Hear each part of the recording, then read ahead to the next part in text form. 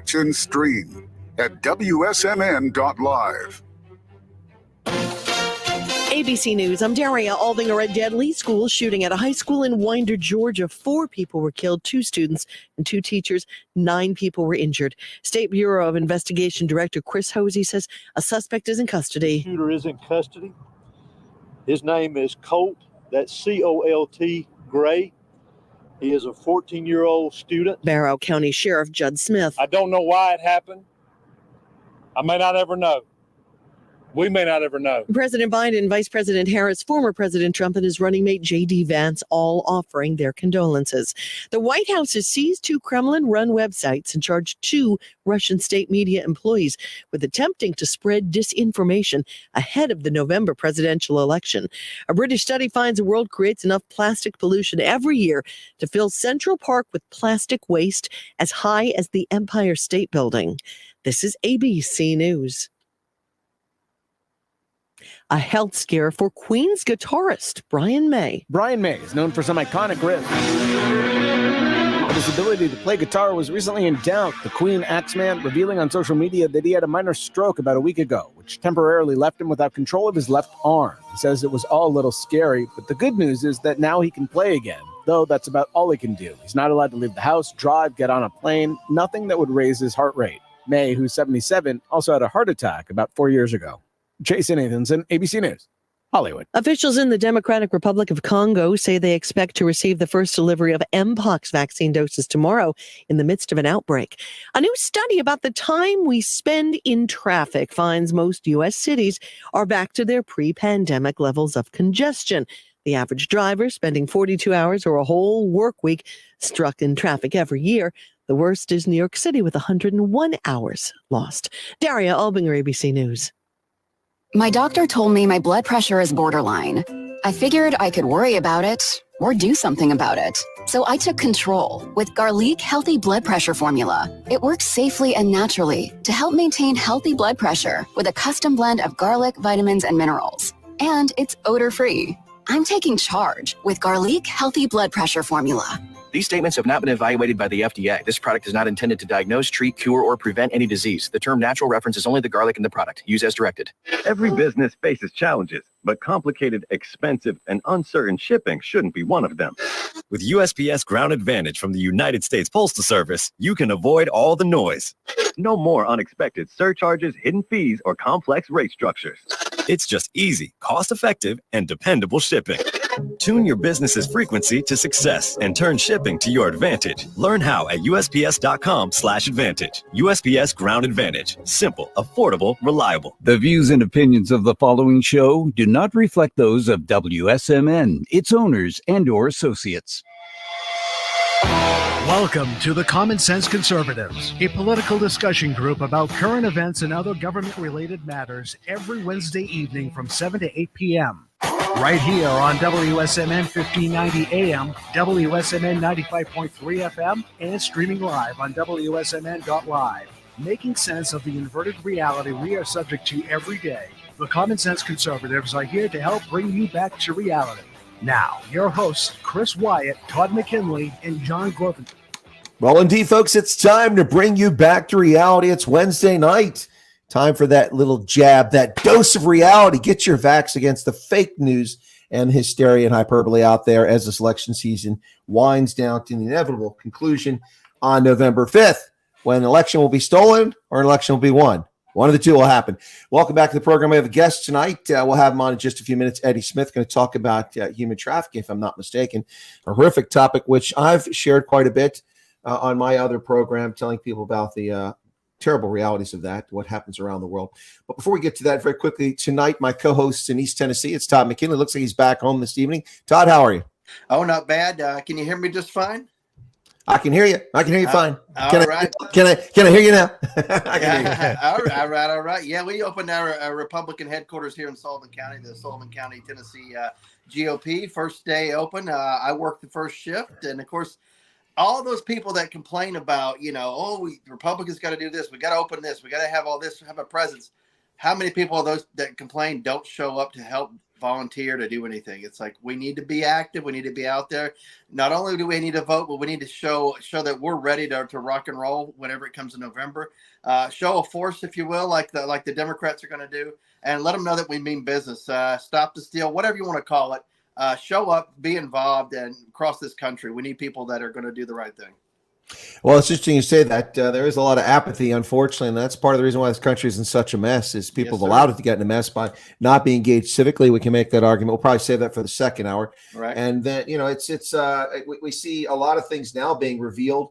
Zuckerberg admitting that he colluded and he undermined the integrity of 2020 and basically interfered in the event. Also censored the speech of Americans. That's coming out now.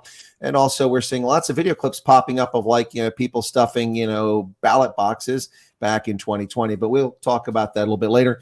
John Grosvenor in the studio in Nashua, New Hampshire. John, how are you this evening? And I'm not going to ask you about New Hampshire. I know all about it. Oh, awesome. I don't have to do any New Hampshire stuff. Well, and if Dan calls in, he'll fill us in. But Right. yeah, things are going good up here. Business as usual. I'm trying something new. I got us on Spaces tonight to see if anybody loads up in there. Just see what happens there. Maybe they do, maybe they don't. God, man, I don't know what happened with Georgia, but that's kind of disgusting. I'm just kind of wondering how many FBI credit cards were involved. Those are debit cards, disposable ones. They're not credit cards. Just so you know, want to make sure that's clear. Just like the fellows who show up in perfectly creased khaki pants with the same black shirts, all the same age, all looking like they've just been pulled out of the recruit class at Quantico, pretending to be alt-right Nazis every now and then. Just perfect how they all, and they're also compliant, when they're told to sit down and put their hands out, because that's how Nazis behave when they're confronted by law enforcement. Oh, yes, sir. We'll sit over here. Yeah. And there's never a follow-up news story about this. Talk about, a false flag operation. But anyway, so John, thanks. Appreciate having you guys back tonight. We do have a guest, as I mentioned at the outset, and that guest is Eddie Smith. John, can we get him in here? We'll get started and talk to our guest in this hour. Absolutely. Hey, guys. How are you? Hey, Eddie. You hear me okay? Yep, sure can. Yep. Perfect. Well, Eddie, I'm a little bit all right. I'm at a little bit of a disadvantage here. I understand that you're going to talk to us tonight about human trafficking. It's something I talk about quite frequently. Before you get to it, it's something that a lot of Americans ignore or discount. But in fact, human trafficking occurs all around us right here in America. We see women and children trafficked into this country, oftentimes as sex slaves. In other countries, we see children trafficked for labor, basically breaking ships apart in India and places like that, many other things. And it happens everywhere. I mean, upscale neighborhoods, little prepubescent girls are snatched off the street and then sold as sex slaves in the same towns, like in Phoenix, out in Scottsdale, out in Arizona. It happens all over the country. And people think it doesn't happen here, but in fact, it does. It's one of the most horrific practices going on. And my experience in investigating this issue over the past is that oftentimes this involves criminal syndicates. But of course, with the criminal alien invasion of our southern border, this has been taken to another level now with coyotes and others actually taking advantage of people. I don't want to steal your thunder there, Eddie, but I think that's probably a good intro to get it going. How's it sound? So I come at it from a little bit of a different angle than what most people do. See, about 5 years ago, I got out of prison. While I was in prison, I had my own encounter with God, which set me on this track, and I'm out here trying to right the wrongs of the world, get Donald Trump elected, fix these things. But I came from the world that you're talking about. And what I mean by that is when I was in prison, without saying the name of specific groups and individuals and things, I was tied into those same individuals that you're talking about that do that human trafficking. And what people don't understand, what people are just completely naive to, is that to what level and to what extent it is and how it's happening. It's right in front of you. If you live in the West Coast and you live in a low, impoverished community, middle-class community, chances are you probably have a house somewhere in your community with someone who's housing several kids that you think are theirs, but they're not. And this is what's going on. This is why they have over 300,000 children right now. Last count was last year. Remember, 86,000 was the number they said came through the border. Biden changed the law. No more DNA requirement. They're handing kids off to people. They don't know who these people are. They don't know where these children are. These children are sent here for human trafficking, not just for sex and things like that, but for also basically to sell drugs, carry guns, do things that those in charge themselves don't want to do. They're toy soldiers, wind-up toys, if you will. This is what they're trained for. This is what they're sold for in their own country. And look at what's going on in Colorado right now, right? I just heard on CNN not even 15 minutes ago, 10 minutes is as much as I can stand of that network. They're saying that what we're talking about in Aurora with this Venezuelan gang over there, that's not happening, that what we're saying is not true. I mean, sorry, I can't help laugh. I mean, we've seen the video footage. We've seen the lady's ring doorbell. I mean, you know, if she staged that, she ought to get a job work for James Cameron because she's a pretty good director. Well, I heard the mayor also come out and verified it, right? Yeah. And the city of Colorado, or the city of Aurora, has now requested from the state resources to address this. So either the city's lying, which is nonsense, or the governor is lying. I think that's where the lie is coming from. Well, it's the Mockingbird media, and it's very easy to tell who they are, because these are the same people that said there's no evidence when it came to Joe Biden. There, no. There's no evidence of significant, no large scale. But you know what? 2 or 3 stolen in every precinct in tens of thousands of precincts across the country can change the outcome. Anyway, we'll leave it at that. But yeah, let's go on with the trafficking. But let me tell you. So, and I'll give you for instance, we would get letters in a maximum security facility out here in Nevada. I was housed in Ely, just outside of. I was a bad dude. I'm not gonna lie, right? I was on death row for 6 months. They had nowhere to put me. I was what they call HRP, or what they call a high risk prisoner. I was all of that. And when I got into their version of Gen Pop in that side of the prison, the guy I was housed with was very high up in this organization. And but believe it or not, he had a hard time reading. He couldn't read very well. So as when he get these letters in, we would sit there and literally decode the letters. And so another person in another part of the jail would get a code sent to him, and it would come into us to our doors in what we call our diet trays. So when you get a diet tray in prison, it has your name on it to know that you're vegan, that you're whatever. So they know if they put something in this tray, it's coming to you. So they'd send the code. We'd get the code. The letter would come in. It would look like a letter from his mom, his aunt. You would not be able to tell that this was a coded letter. And when you go through these codes with their numerical system to decode it, which changes often, you would be able to see what the letter actually said and what they were actually communicating. Let me tell you, the officials that you think are on your side, even in the prison, are not. A lot of the times they're working with the same gang members, with the same people to deliver messages, to bring in drugs, to do all of these things. The women that are coming over with these children are coming over because their own family is in trouble with the cartel. So they're hired and they have to stay over here, pretend to be mom, raise 6 or 7 kids that are not their own, in order to put these kids to work for the cartel on this side of the border. This is what's actually happening. I've seen it with my own eyes. I blew the whistle every which way I could when I was able to. When I understood that, what's going on around us and what's not being reported is making us live in this version of reality it's nothing but. This is not reality. The things that we think are going on, our communities that we think are safe, it's only out of ignorance. And these guys aren't doing anything about it. They're making it worse. They're pouring gasoline on the fire. And they just made it easier for cartels to move. There are 3 major cartels. And all 3 of those major cartels were controlled by one man who's no longer in the picture, that the people hero worshipped, but he kept the other 2 in line. Now there's no one there. And it's a free for all, and as a result, these innocent women and children are suffering and they're being trafficked. People need to realize there are more slaves in the world today than there ever were ever in the history of the world. Yeah, at least 75 million people living in bondage around the world. That's conservative estimate.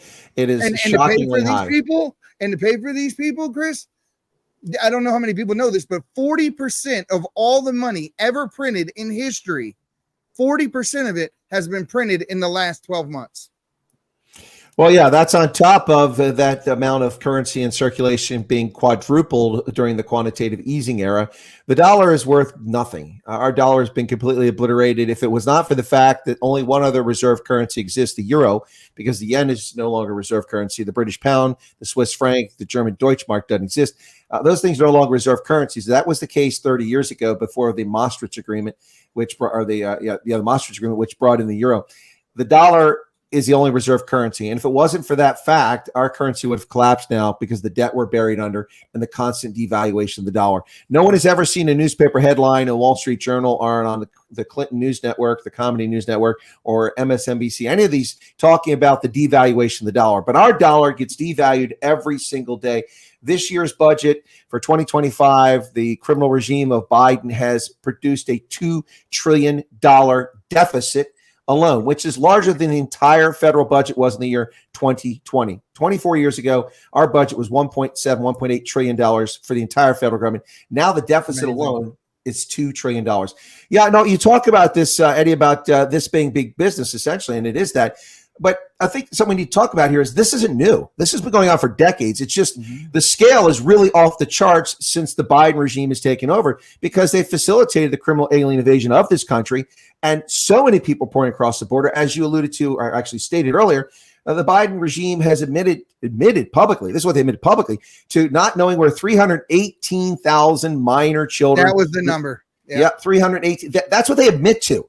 Now, they lied and said it was 60 or 80,000 months ago. Now the truth comes out, kind of like the revised employment numbers. Well, we added this many jobs. Oops, it was actually 2 million less than we said, Oopsie.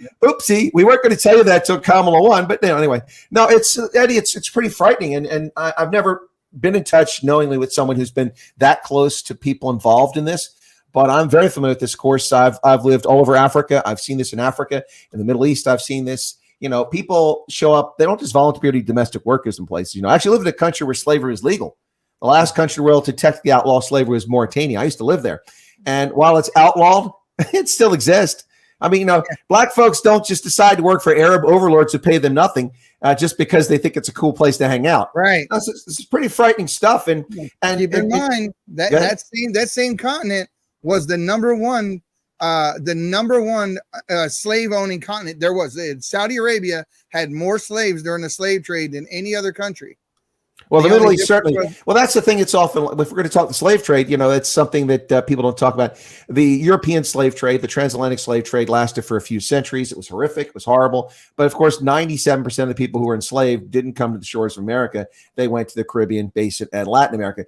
But that is 1,000 years after Arabs and Black Africans conspired to ship millions of Black Africans through the Sahara Desert and the Sahel into North Africa and the Middle East, which is what you're getting at. And it went on for a long time. Castrated them, which is why. Well, that's why there are very few Black people living in those countries. But we didn't do that here for the most part. Thank goodness. And this Kamala Harris, keep in mind, one generation ago, she could have been sitting on Grandpappy's lap, who had quite a few himself. Well, of course, this as she tries to appropriate Black American culture, not being Black herself in any respect whatsoever. There's more recent descendant of slave owners than anyone in the room. It's actually, it's hypocrisy. We're going to address that tonight on the Patriots Prayer podcast tonight. We have on Michaela Montgomery, who you saw give the speech at the rally in Atlanta, the one you saw at the Chick-fil-A, and she had some comments about Miss Willie Brown, as she called her, Big T on the stage. So we're going to be addressing a lot of those things tonight, and it's funny, the identity politics that the other side plays, the things that we can't say or they tell us we can't say that others can say. The truth is different coming out of your mouth than mine. That whole scenario is kind of where they figured Trump was going to be held back from being able to actually go, at Kamala the way he should be able to in a debate. So it's gonna be an interesting election cycle. I tell you what, we're watching history, guys. Oh, we're definitely. And good news is some of us are on the side of the angels, but the bad news is that those who have the power, most of them aren't on the side of angels. We'll talk about in the second hour, but I mean, what we're seeing around the world, whether it's Tunisia, Zimbabwe, Myanmar, or Georgia, New York, Brazil, Argentina, Argentina, or Venezuela, whether it's any of these places, the political leftists in power simply falsely charge their political opponents and or arrest and detain them and imprison them in an effort to keep them out of office. And that's what's happening to Donald Trump. That's what's happening to politicians in Zimbabwe. In Tunisia, President Kais Saied has just arrested the opposition figure for an election that's coming up after he illegally suspended parliament a couple years ago. He's a despot. And the same thing in Algeria. The list goes on and on. Ukraine. Well, Ukraine's another one, but don't get me started on the penis piano player there, Volodymyr Zelensky, that clown, one of the most corrupt people in the world. The good news is he hasn't come here on his arrogant begging tour recently, where we give him $50 billion and he complains that's not enough. Seriously, man, you're like how much of that he sends back to Biden. Well, I don't know. That's a good question, but Volodymyr Zelensky's like the girlfriend the big guy, right? Yeah. Volodymyr Zelensky's like the date you never want to go back on, because, you take her out to dinner, you buy her nice dinner, you go to a fancy restaurant, and you come back and she's like, hey, how come you didn't give me a diamond ring tonight? What? It's a little more than I was expecting to spend on this evening with you there, sweetheart. But seriously, Eddie, it's pretty crazy. Now, let me ask you this question before we start getting around to the other host here. How did you mentioned something? I'm guessing that you were born again, or you had conversion or something that occurred in prison, consequence of your time there. And that happens to a lot of people in prison. It really does. I mean, a lot of people, particularly Black Americans, converted to Islam when they spent time in prison back in the 60s and 70s. But a lot of people find Christ as well. So do you mind sharing that with us so we understand a little bit about where you're coming from? Every day, well, first of all, everyone knows in prison, the races are clearly defined, right? So if you're white, you're typically with the white. There's none of this Kamala Harris today. I'm Indian, tomorrow I'm Black. Exactly. No. You're Black or you're Indian. Exactly right. So, I would have, be with a specific faction or group, and every day there was this same guy, and he was always on the tier, big guy, the kind of guy you just wouldn't walk up and say the wrong thing to, but he's always there with his Bible every day. And I would go over and we would hold conversations as long as I could, because we were from two different races, so we couldn't congregate too much without there being an issue. I'm talking to him one day, and he goes to me, he says, the word pretty good. He says, what are you going to do, man? Are you going to follow God, or is this what you're about? Or are you going to continue to do that? You got to make a choice. And nobody ever said that to me before, right? I'm in a room full of killers, right? Like legitimate killers. And this guy posed the question to me that I haven't even thought about, but now that he did, I had to think about it. And I had to go, back to my cell, and I literally prayed on it. And the next day I woke up with the realization that I can't do this anymore. So I had to go to people who very well could have just taken my life from me very easily. And all they would have gotten for it was a tattoo, because most of them were doing life anyway. And so I went to these people and I sat down and I said, look, here's what it is. I got a few weeks left. Maybe I think at that time I had 2 months left on my sentence. All the bad stuff you could have done in prison, I had already did. It's not like I was running from anything or trying to get out of anything. I was already in the worst possible place you could be, in a prison on a level 4 yard. And so these people typically have no respect for religion or anything else. And so I sat down, and it was 4 of them, and they sat at a table. You got to picture this, guys. Tattoos, barely see any skin on their face. They're killers. And but I knew that old adage of, if someone held a gun to your head and said, deny Christ or I'm going to pull the trigger, what would you do? That's essentially what was going on in this instance for me, because I knew I couldn't deny Christ. So I couldn't continue to do what I was doing, and I couldn't lie about it because it would cost me my life. So I had to go to these guys and sit down and say, hey guys, this is what I'm going to do. I don't know what has to happen now, but this is where I'm going. I'm following God. And the big guy, right? Their version of the big guy, looked at me and he said, well, you're not going anywhere. And if you're not serious about what you're saying, we'll see you. So you better be completely on the level with what you're saying, because if not, you're going to pray that you make it home. And he wasn't lying. He wasn't lying at all. So I had to risk my life in order to follow God and make that decision that I guarantee you most Christians that I know out here probably wouldn't do. They would have waited.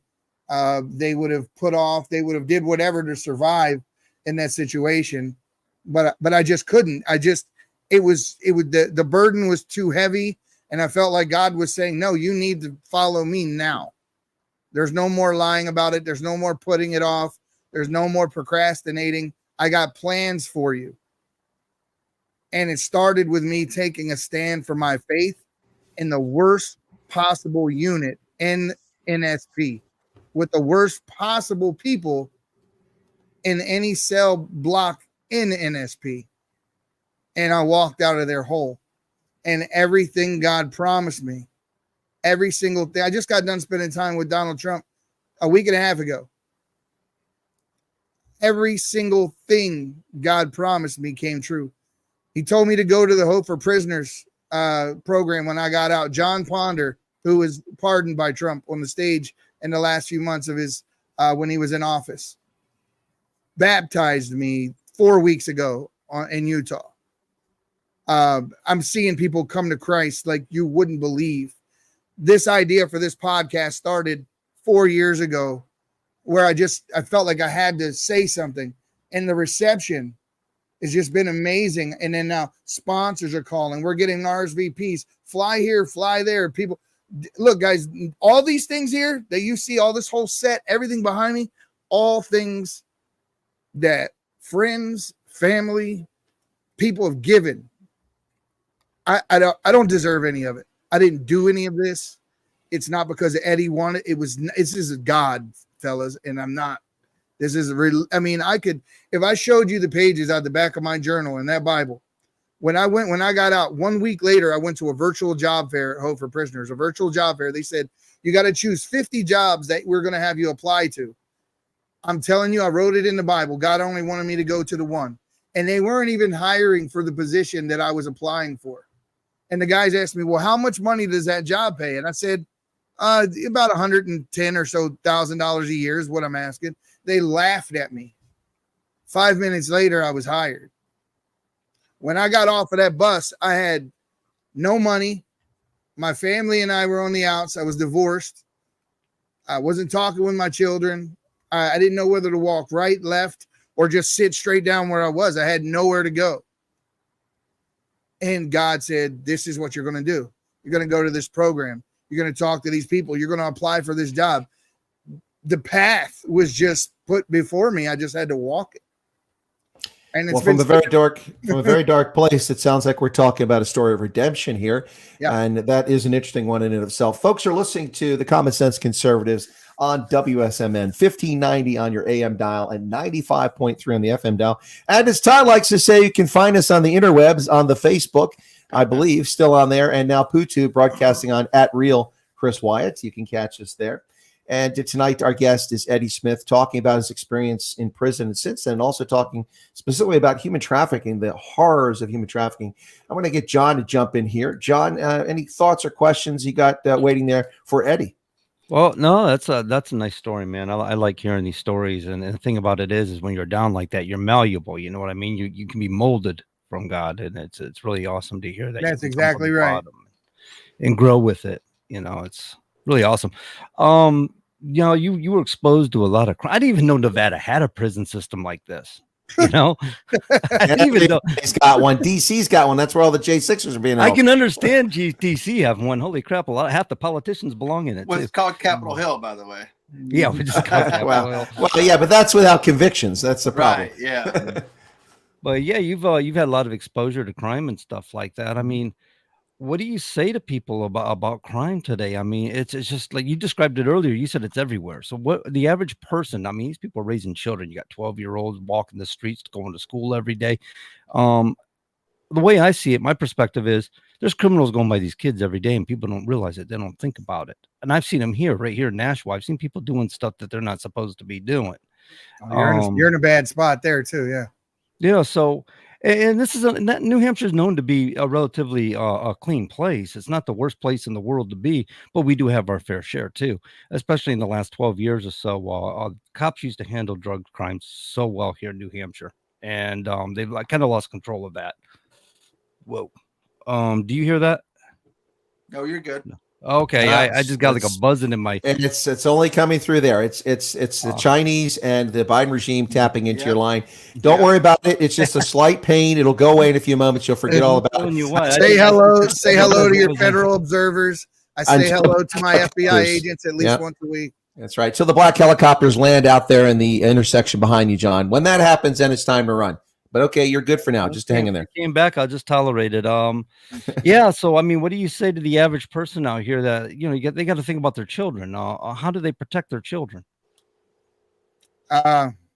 Maurice, who is my co-host, and I are very big on telling people you have to sacrifice, which means my advice to people is don't allow the public school system to relay the values that you want to your kids.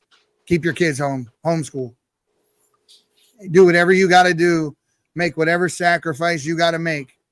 Homeschool.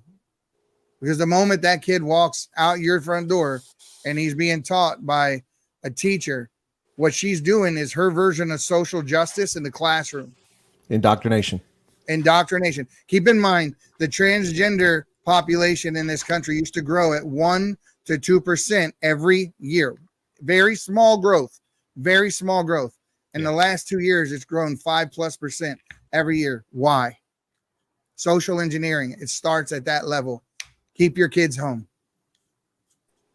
That's one aspect of it. Yeah, this is true. I've always said that just about the educational system itself. It's ridiculous the things they're teaching these kids in schools nowadays, but kids don't even know if they're boys or girls. It's ridiculous.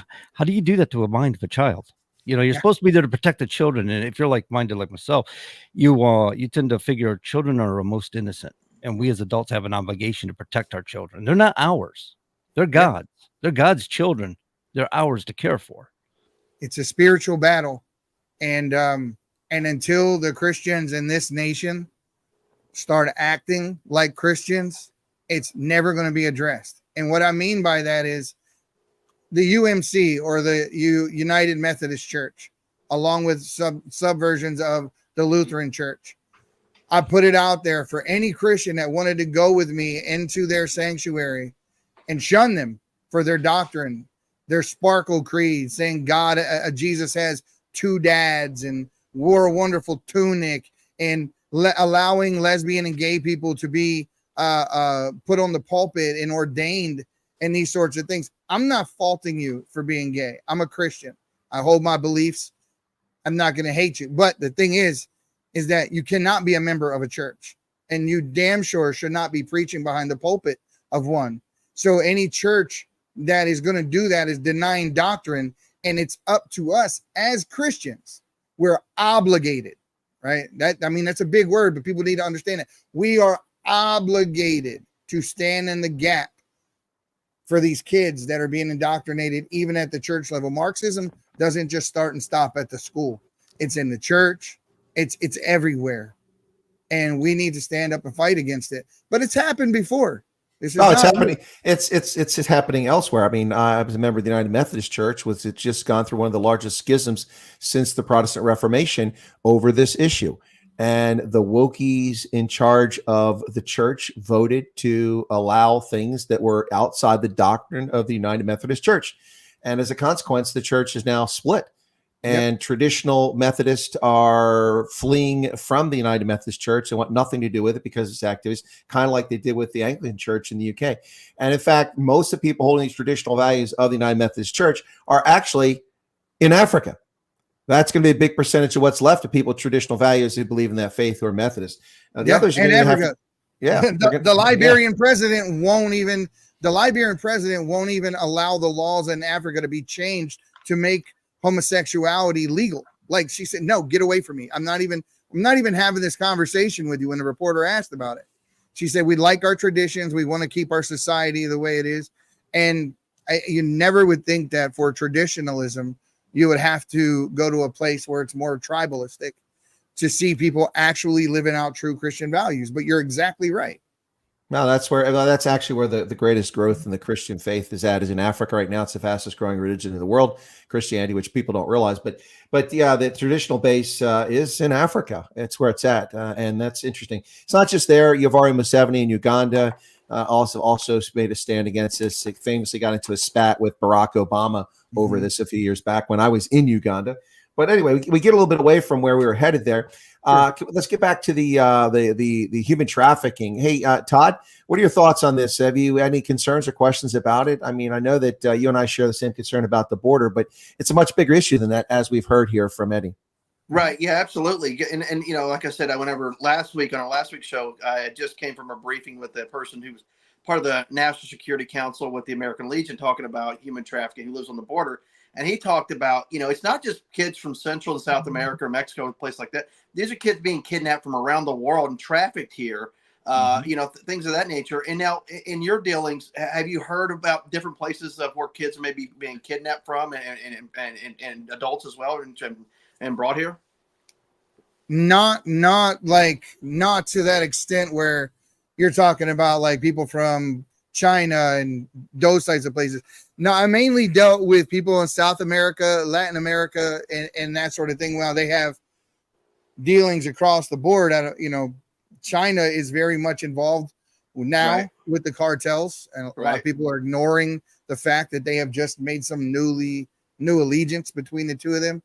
Right. And we're starting to see caravans come from China and from starting at Panama and making their way down through our border. And, you know, who knows what that brings, because I don't think you can just leave China without their permission, which means they're being sent. And if they're being sent, what does that mean as well? But the thing is that they're not receiving any resistance once they get here. Arizona is probably the best example of a completely compromised government. I mean, completely from the top down, from Katie Hobbs all the way down. I met not too long ago with a guy named John Thaler. Talon Harris, if you know the story, Talon Harris did an investigative piece. They were hired by the banks, mortgage companies in Arizona, and to find out where money was disappearing at and through insurance fraud and so forth. But what they uncovered was the fact that the cartels were paying people on both sides of the aisle. Now, the whole right-left thing, not in Arizona, that doesn't apply. There, Katie Hobbs, all these guys. I encourage everyone to go back and look at a C-SPAN clip for a lady named Jacqueline Breger, who brought the receipts with her to court and said, you're on the take, you got this much money. And she brought the receipts. She brought the paper, the banks, and all this. And what she was talking about was the fact that they were allowing them to move whatever they wanted to, whether it be human, drugs, whatever. All of the legislator at the highest levels in the state were compromised. But to answer your question, that's the reason why they're able to do exactly what you're talking about.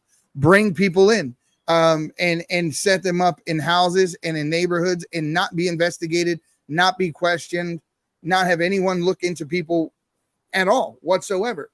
And it even goes as far as your elections, because I don't know how many people know this. You know who Ben Toma is?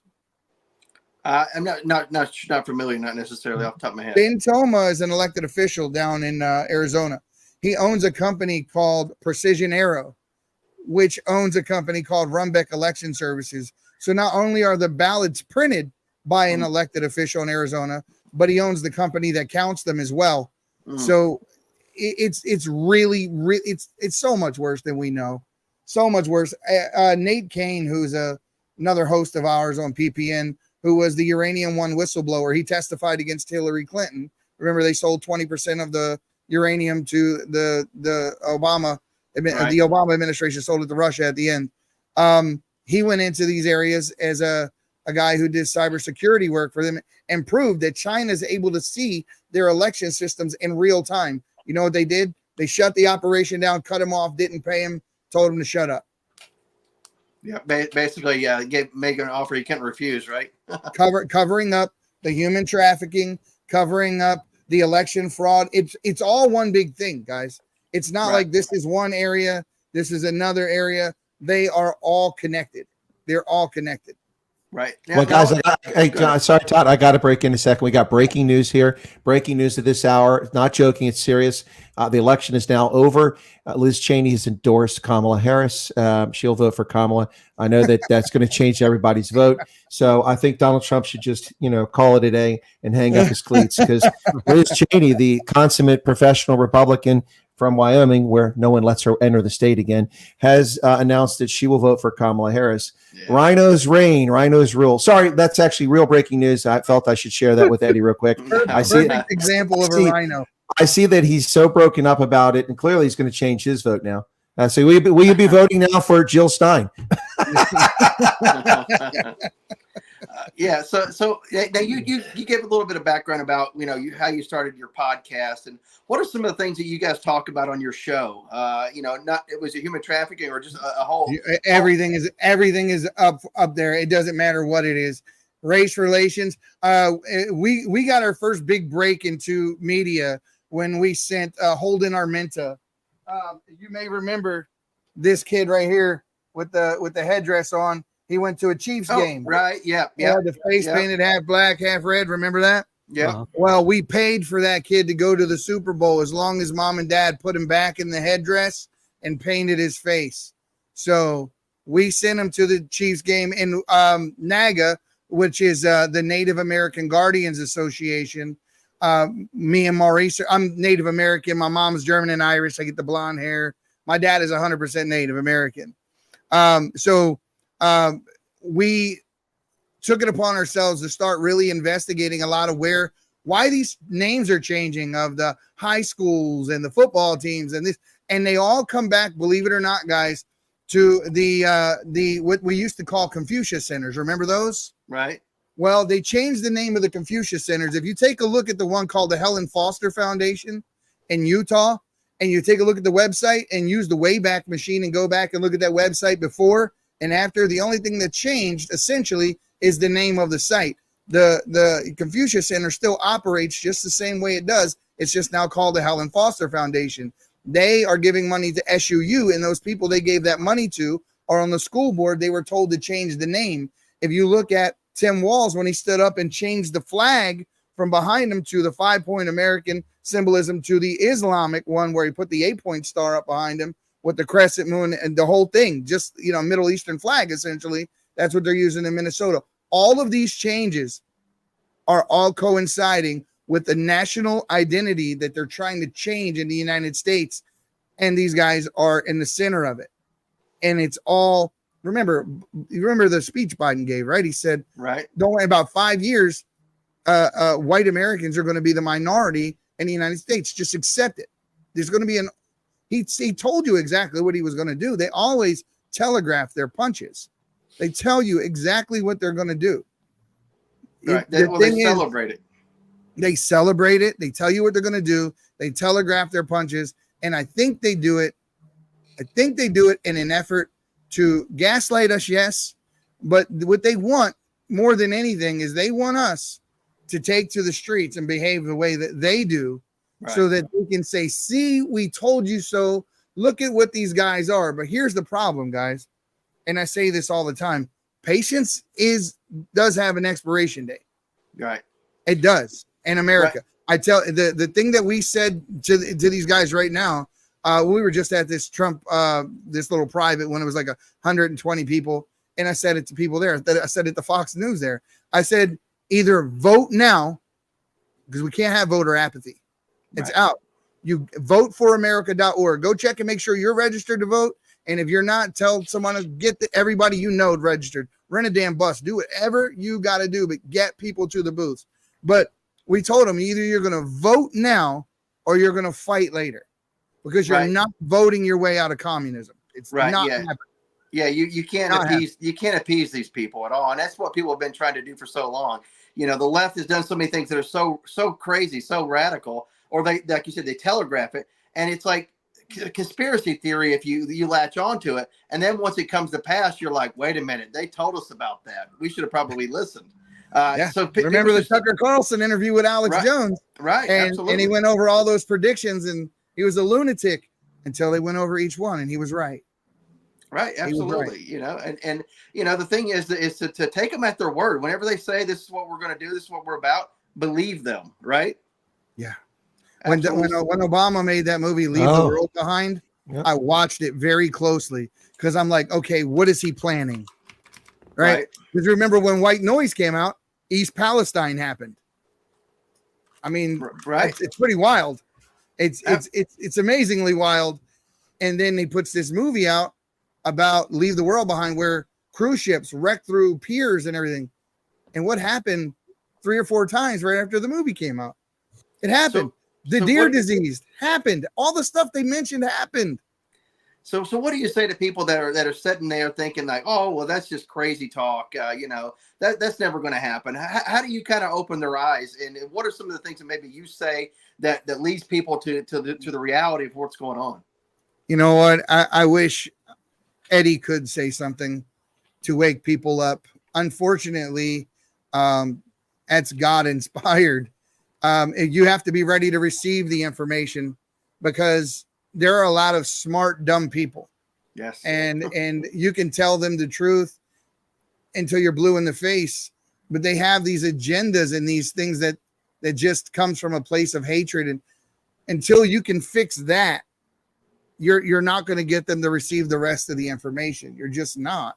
Right. I come from Baltimore City. I come from a place where we grew up. We were very poor on welfare. I lived in those low-rise projects that you see on the TV in New York and other places. I grew up in them. So I know kind of what the other side thinks like and feels like. And what we're looking at right now is we're looking at a pandemic of a younger generation that just doesn't have that guilt, that shame, those feelings of, oh, I hurt this old man or this old lady or this person and I feel bad about it. They don't have that. They're desensitized. They are completely desensitized.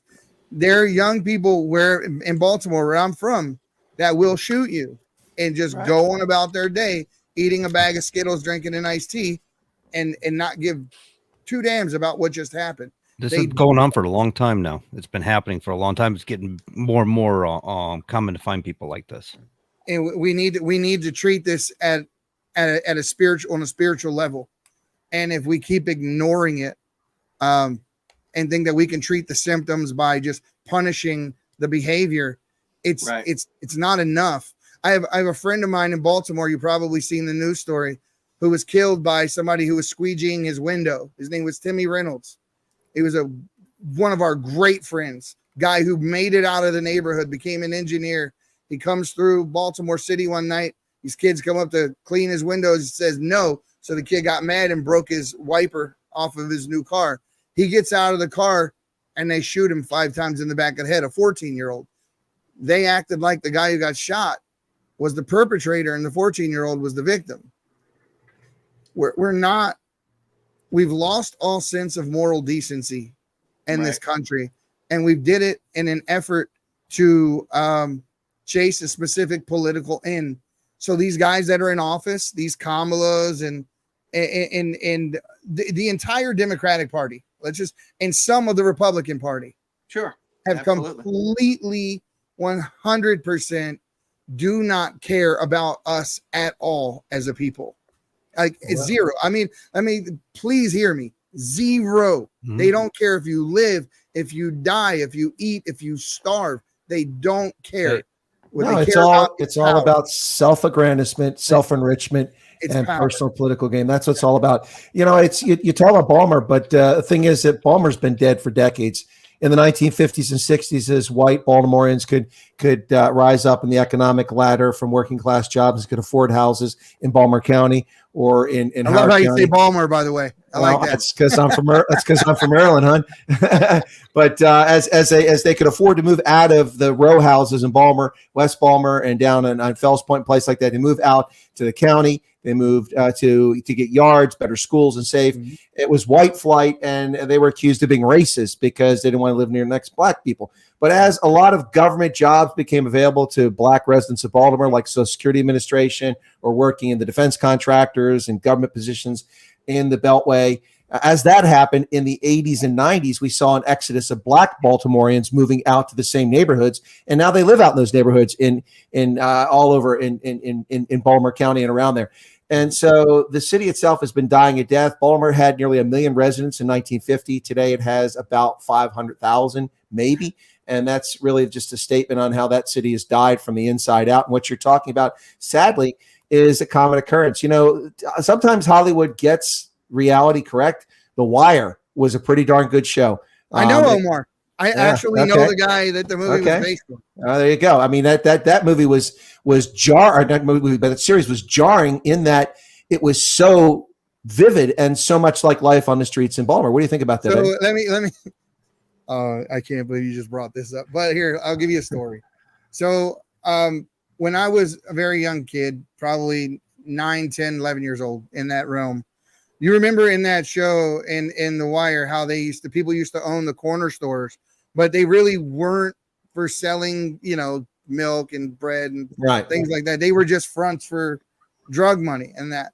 Well, my grandmother, her name was Lottie Mae Smith. We're from Kentucky originally, right? Lottie Mae Smith was actually in part of the onslaught of people that was caught up in the case surrounding those people on The Wire. My grandmother at 70 years old had to do weekends for upwards of 5 years in prison behind that whole situation with The Wire and all that. So when I tell you guys that I come from stock like that and I wasn't a good guy, I'm the legitimate. That's how it really was.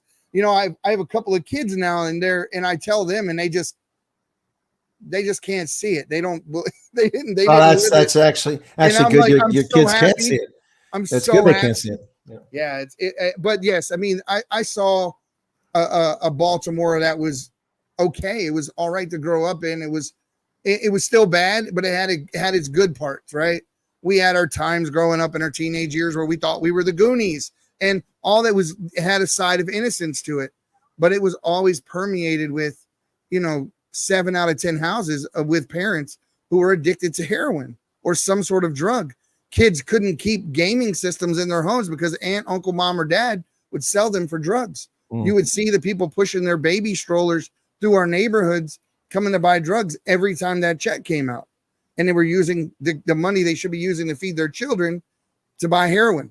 It's a problem. It's a big problem. It's a big problem. Baltimore is the heroin capital of America, and it's also, sadly, the syphilis capital of America, which people don't really know about. Let's stay away from that. That's a new one to me. Now, did you know that they only have 10% of the people that live in the city, at the last statistic that I've seen, that actually pay taxes in the city? 90% of the people in the city are on entitlements. Well, I don't know if it's that high, but it certainly is a high figure, and you can see it as things change. Even the Inner Harbor now is sliding backwards. It was rescued for 3 decades, but it's gone backwards. I think I used to swim in that water, Chris. No. I never swam in the water. God. But I can't tell you this. As a youth, we went for the fireworks, downtown the Inner Harbor, Federal Hill. Yep. Federal Hill, but there was no Inner Harbor project like we know now, with the shopping places and then, Oriole Park, Camden Yards and all that stuff. That didn't exist. The McCormick warehouses. Yeah. I swam the distance from Baltimore, from Boston Street across the Domino Sugars and back. Wow. Well, that's further than I could I would not try that today. Because you'd have to go in the hospital with a jab in the arm. But I couldn't swim that far if I tried. But when I was there for the fireworks as a kid, we left in the evening. My father, we were walking back with him. The McCormick spice warehouses were still down there. That's how long ago this was. Okay. Yeah. And the searing memory I have of the Inner Harbor of Baltimore as a kid is I watched somebody be knifed. Yeah, they robbed somebody up in front ahead of us, and they stabbed the guy. My father scurried us across the street, and we got out of there and drove back to where we stand then. Was it Westport or somewhere nasty like that. Oh, Westport, yeah. So I lived in a big part of my life right there on the edge of Westport. So on Scott Street off of Austin. Back behind us used to be where Hammerjacks used to be and all that, right? Yeah, Hammerjacks, original Hammerjacks. Yeah, the original Hammerjacks. So you lived on the other side of the place we used to call Black Bridge. So just on the opposite side of that was where Westport was.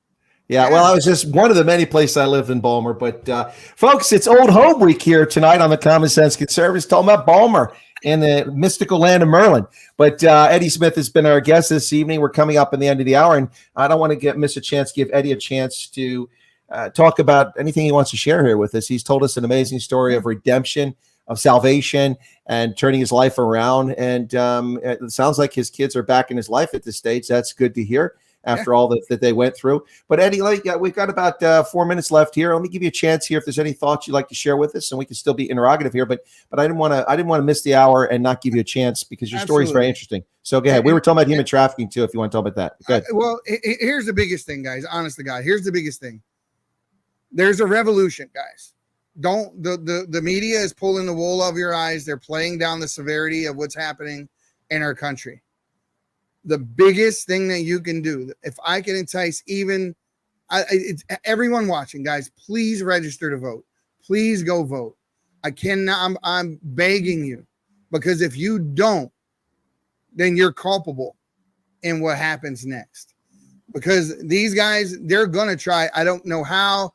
There's so many different ways they can do it, but they have gone so far as to try to take this man out. That's how bad they don't want him in the position that he's in. So guys, we need you to vote. We need you to show up. We need you to find someone else who has never voted. Please go to vote4america.org. Check and make sure you are registered to vote. And then if you know someone else who's not, get them to register.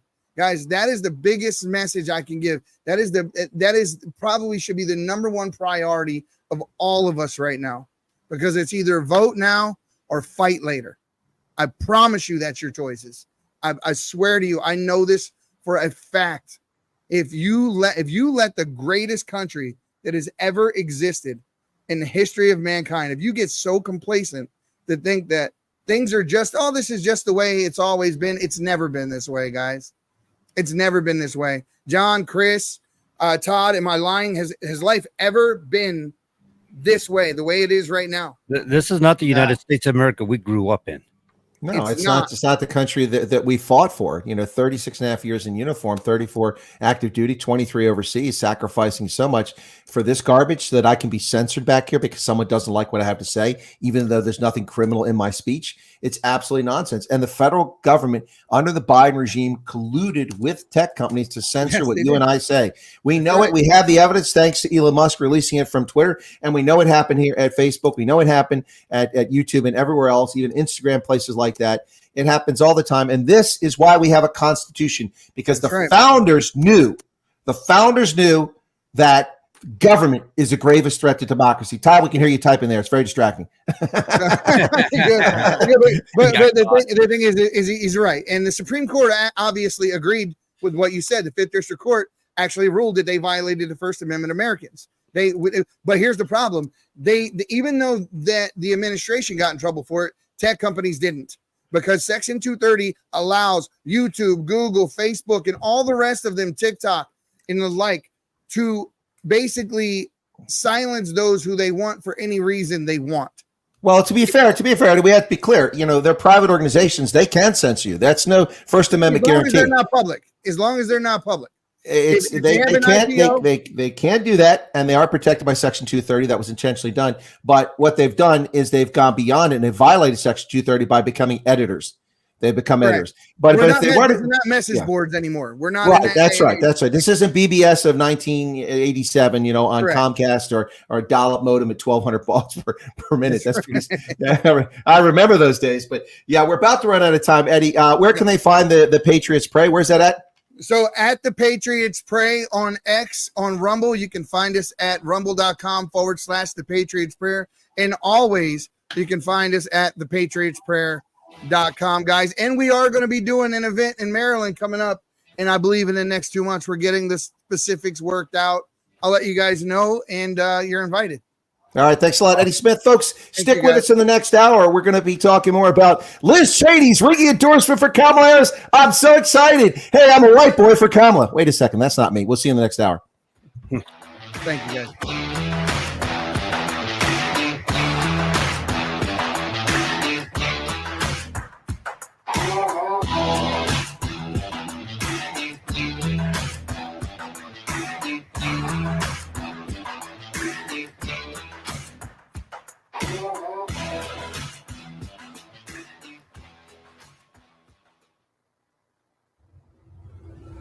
WSMN 1590, WSMN 95.3 FM Nashua. Listen, watch, and stream at WSMN.live.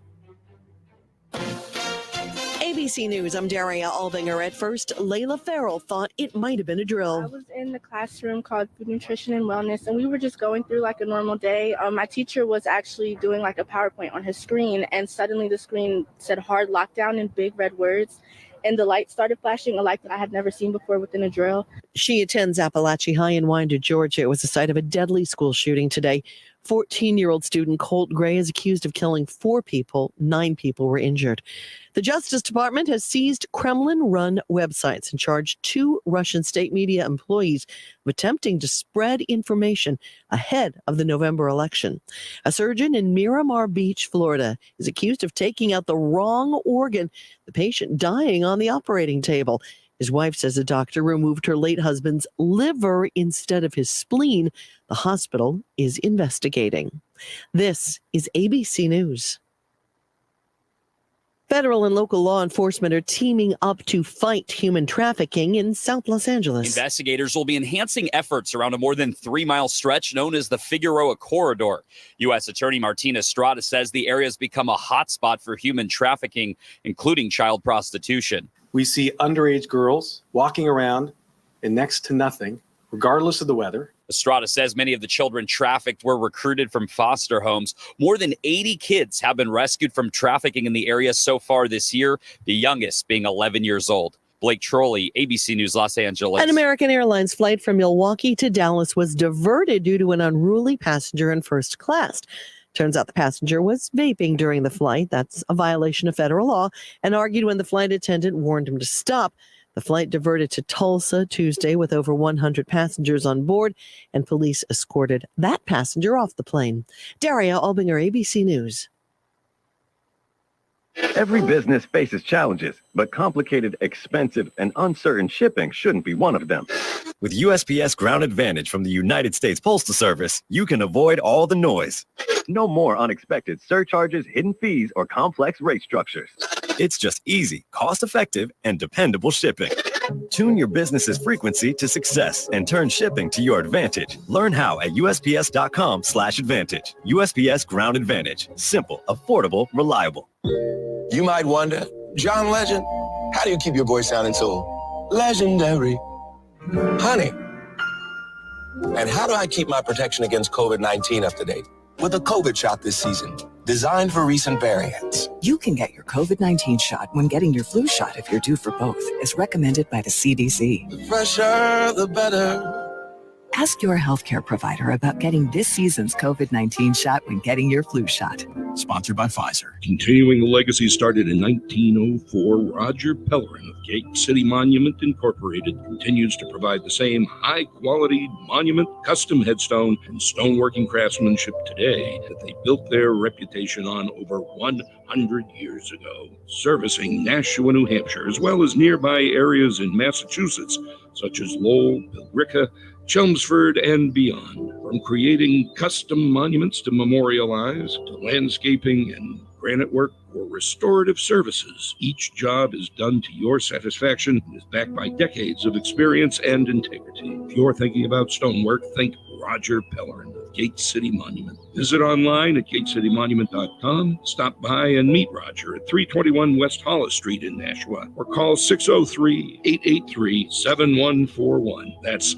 603-883-7141. Gate City Monument, memorials of distinction for people who care.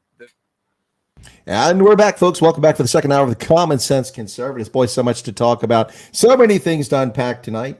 the retreat of free speech around the planet, the behavior of fascist despots around the country and around the world. We could talk about it tonight, but I think the fascinating thing in the last hour, which we broke, was that Liz Cheney, the Republican extraordinaire, the daughter of the man with 87 pacemakers, is voting for Kamala Harris. By the way, I don't know if you caught the ad during the break there.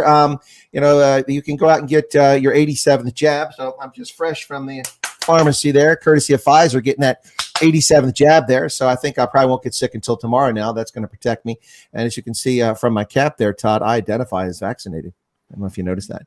I see. Yeah, that you're vaccinated. Good job. That's all, Now it says I identify as vaccinated. Right. No, that's it. That's all you have to do, right? Yeah, you can identify whatever you want to. The gender, whatever it is. Identify as a multi-billionaire. But I tried to buy a private jet yesterday. Said I didn't have the proper credit, so I don't know. Yeah, no, my Visa only had 20,000 credit limit. I couldn't buy that jet either. Right, but I identify as a billionaire. Hey, but you'll get a seat in there for one-way trip for 20,000. Yeah, sure. Okay. No, okay. Let's go to that, John. What do you think? What are your thoughts, Liz Cheney, and not just Liz Cheney? We also see that, of course, Mike Pence, the traitor that he is, says he can't in good conscience vote for Donald Trump. He was part and parcel of the Trump administration, so I don't know what he thinks he's absolving himself of, but Mike Pence and Liz Cheney are going to vote for Kamala Harris. What do you think? All I can tell you, Chris, is if Kamala Harris had picked Liz Cheney to be her VP, if that was her VP pick, we'd have Dumb and Dumber. Okay. That would be the sequel. Oh, by the way, I got an image I wanted to share with you guys. Maybe now might be a good time to bring it up. I mean, this just cracks me up. Have you seen this? The Walsh family. Yep. This is his brother. I heard about this. So little Timmy Waltz is exposed for the fraud that he is, and his family isn't going to vote for him. Oh man, it's bad when your own family won't stick up for you. Todd had the black helicopters cut off his connection. We've restored it now. Yeah, I think so. But what does that say about Tim Waltz? That your whole family, to include your brother, has endorsed your opponent, who's such a horrible guy, right? What does that say about Tim Waltz, right? The retired quote unquote command sergeant major, combat veteran extraordinaire who never went to combat, who was only briefly a command sergeant major for, I think, all of maybe like a month, and probably didn't even perform one drill as a command sergeant major. So retired as a master sergeant, by the way, corrected by the Minnesota National Guard, and his fellow command sergeants majors who were, which is the proper term, command sergeants majors, by the way, not sergeant majors. But anyway, corrected by all of his fellow command sergeants majors across Minnesota, who are against him and who've been trying to correct him for years. But he kept saying it after they corrected him. You just told people they were saying it wrong, and you were correct to do that. But then you said it wrong. You said command sergeants majors. It's command sergeants major. That's what you said the first time. Now, the second time he put an S on both of them, didn't he, John? I heard it. Anyway, he was struggling with it. He got himself tongue-tied. He got himself tongue-tied. Yeah, but that's correct. Major. Because major is not the rank. Sergeant's the rank, but it's a sergeant major. Kind of like a major general, a colonel major. They have that's a colonel major, which is like a brigadier general. Anyway, neither here nor there. Little Timmy Waltz. All I need to know about that guy is he was pulled over by a Nebraska state trooper driving 95 miles an hour in a 55 zone, and he lied and claimed that he was deaf while he was serving in the Nebraska National Guard. Then he moved to the Minnesota National Guard, and when it went to trial, he took a plea bargain. And his argument was, well, he's deaf. He has hearing impairment. He couldn't hear what the officer's saying, so he's confused. But, of course, that doesn't explain why he was drunk off his backside, endangering public safety at 95 miles an hour. Right. I don't want somebody like that in any office, let alone the vice president's office. And this wasn't somebody who was 18, Todd. We make allowances for youth and youthful indiscretions and, bad judgment calls. But this is a guy who'd been serving in the National Guard for well over a decade, who was an adult in his 30s at this point, or late 20s, and this is his behavior. And then he compounds it by lying. Now that's a scumbag piece of human feces. If he admitted that, look, I was intoxicated, let me take the plea, I'll do the training, I'll take the hit of my insurance. But no, instead of taking responsibility for his criminal actions, he tried to weasel out of it, and he disgraced the military and stole valor by lying and claiming he had hearing loss from his military service when he didn't. And I don't want to hear this, well, he had it fixed later on. It wasn't until 8 years later that he supposedly had the hearing problem fixed. So he went 8 years deaf. You don't go to drill. Hey, Sergeant Waltz! Right? No, doesn't work that way. People in the armory screaming at him. He doesn't hear anything. Give me a break. You can't serve in uniform if you're deaf. It doesn't work. No, absolutely not. Not to mention, he and his wife like to open the windows and smell the city burn. Remember? Oh that? dear gosh! Don't get me started on that. This is a governor of a state who would like to smell the city burn as they were rioting out in the city. Because it's historical. As we, the left, destroy America, had to be part of it. Yeah, no, and that's what people's lives, actual lives, not just their businesses being destroyed. Lives were lost. Lives were stolen. Remember the 70+ or 68-year-old black voter in Milwaukee sitting on a stoop wearing a Trump MAGA hat? They executed him. They shot him in the head because he's wearing a MAGA hat. Man lost his life for wearing a hat. Now, these people, a day of reckoning is coming. Hey, I'm telling you what, there's a day of reckoning coming. These criminals, they are owed their day in court and their criminal charges for what they've pulled off in this country over the past 12 years. And that includes the bureaucracy who undermined the Trump administration. Yeah, and it has to. We have to have a reckoning. We have to deal with it because, it's simply sitting on our hands, not voting or saying, and I hear people say this all the time, and I'm not talking about people who are Christian or whatever, people who are truly Christian, but people say, oh, well, God's in control. And that way they can basically abdicate their role as a responsible human being who has basically free will to decide to do something or not do something. And this way they don't have to do anything. God's in control, so I don't have to do anything at all. No, God gave you free will to decide to do right, to do wrong, or to do nothing. And you'll be judged based on that down the road. God didn't say, hey, you're destined for hell. You're basically going to be judged on your own merit, what you do right here on earth, whether you're saved or not, and what you do in your life. Period. I think there's a long history of God working through men. God's actions were the works through men, not what I'm saying. For men. And so you got to get up and take action in the name of God. Right. You know what I There mean? you You got to go. be, There you go. you got to have that relationship. You got to allow him to work through you. He doesn't just part the clouds and go, step aside, young man. Let me just, And that's what people like that. And it's so simple, so easy to say that. And that way they don't have to deal with the hard issues that are out there. Like our previous guest talked about, human trafficking and all this stuff, human smuggling. It's hard to know that actually goes on in society, in the world. People being raped, murdered, little babies being discarded. I'm not talking about just from from abortion, but I'm talking about people that have been raped and that are being human smuggled. Next thing you know, they have a child while they're being smuggled, and they just discard it to the side. I mean, how vile and evil is that? I mean, that's a whole level of evil right there. Well, whether you're a person of faith or not, you have to acknowledge and recognize that we were saved the tyranny of Hillary Clinton in 2016 because the evangelical voters, evangelical Christians who showed up in mass and voted for Donald Trump, many of whom disappeared in 2020 thinking the job was done. And as a consequence, Trump purportedly, according to voting officials, lost in Georgia by 10,000 and lost in Michigan by 12,000 and Wisconsin by 5,000 and Arizona by 30,000.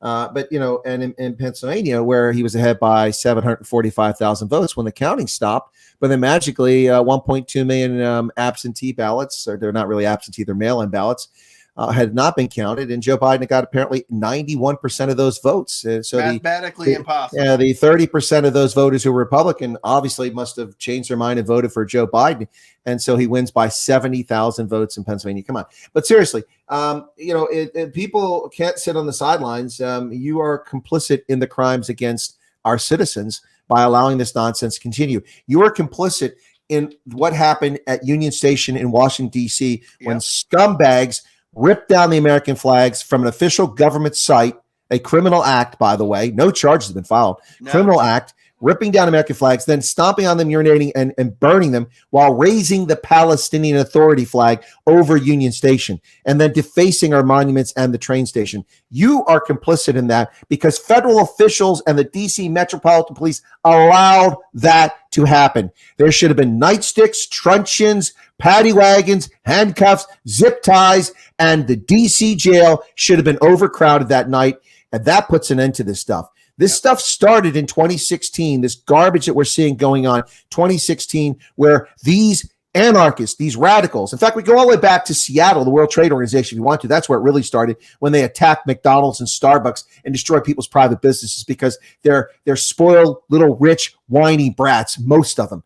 And they try to play this with this garbage about the downtrodden, the people. They don't care about the downtrodden. They don't care about them.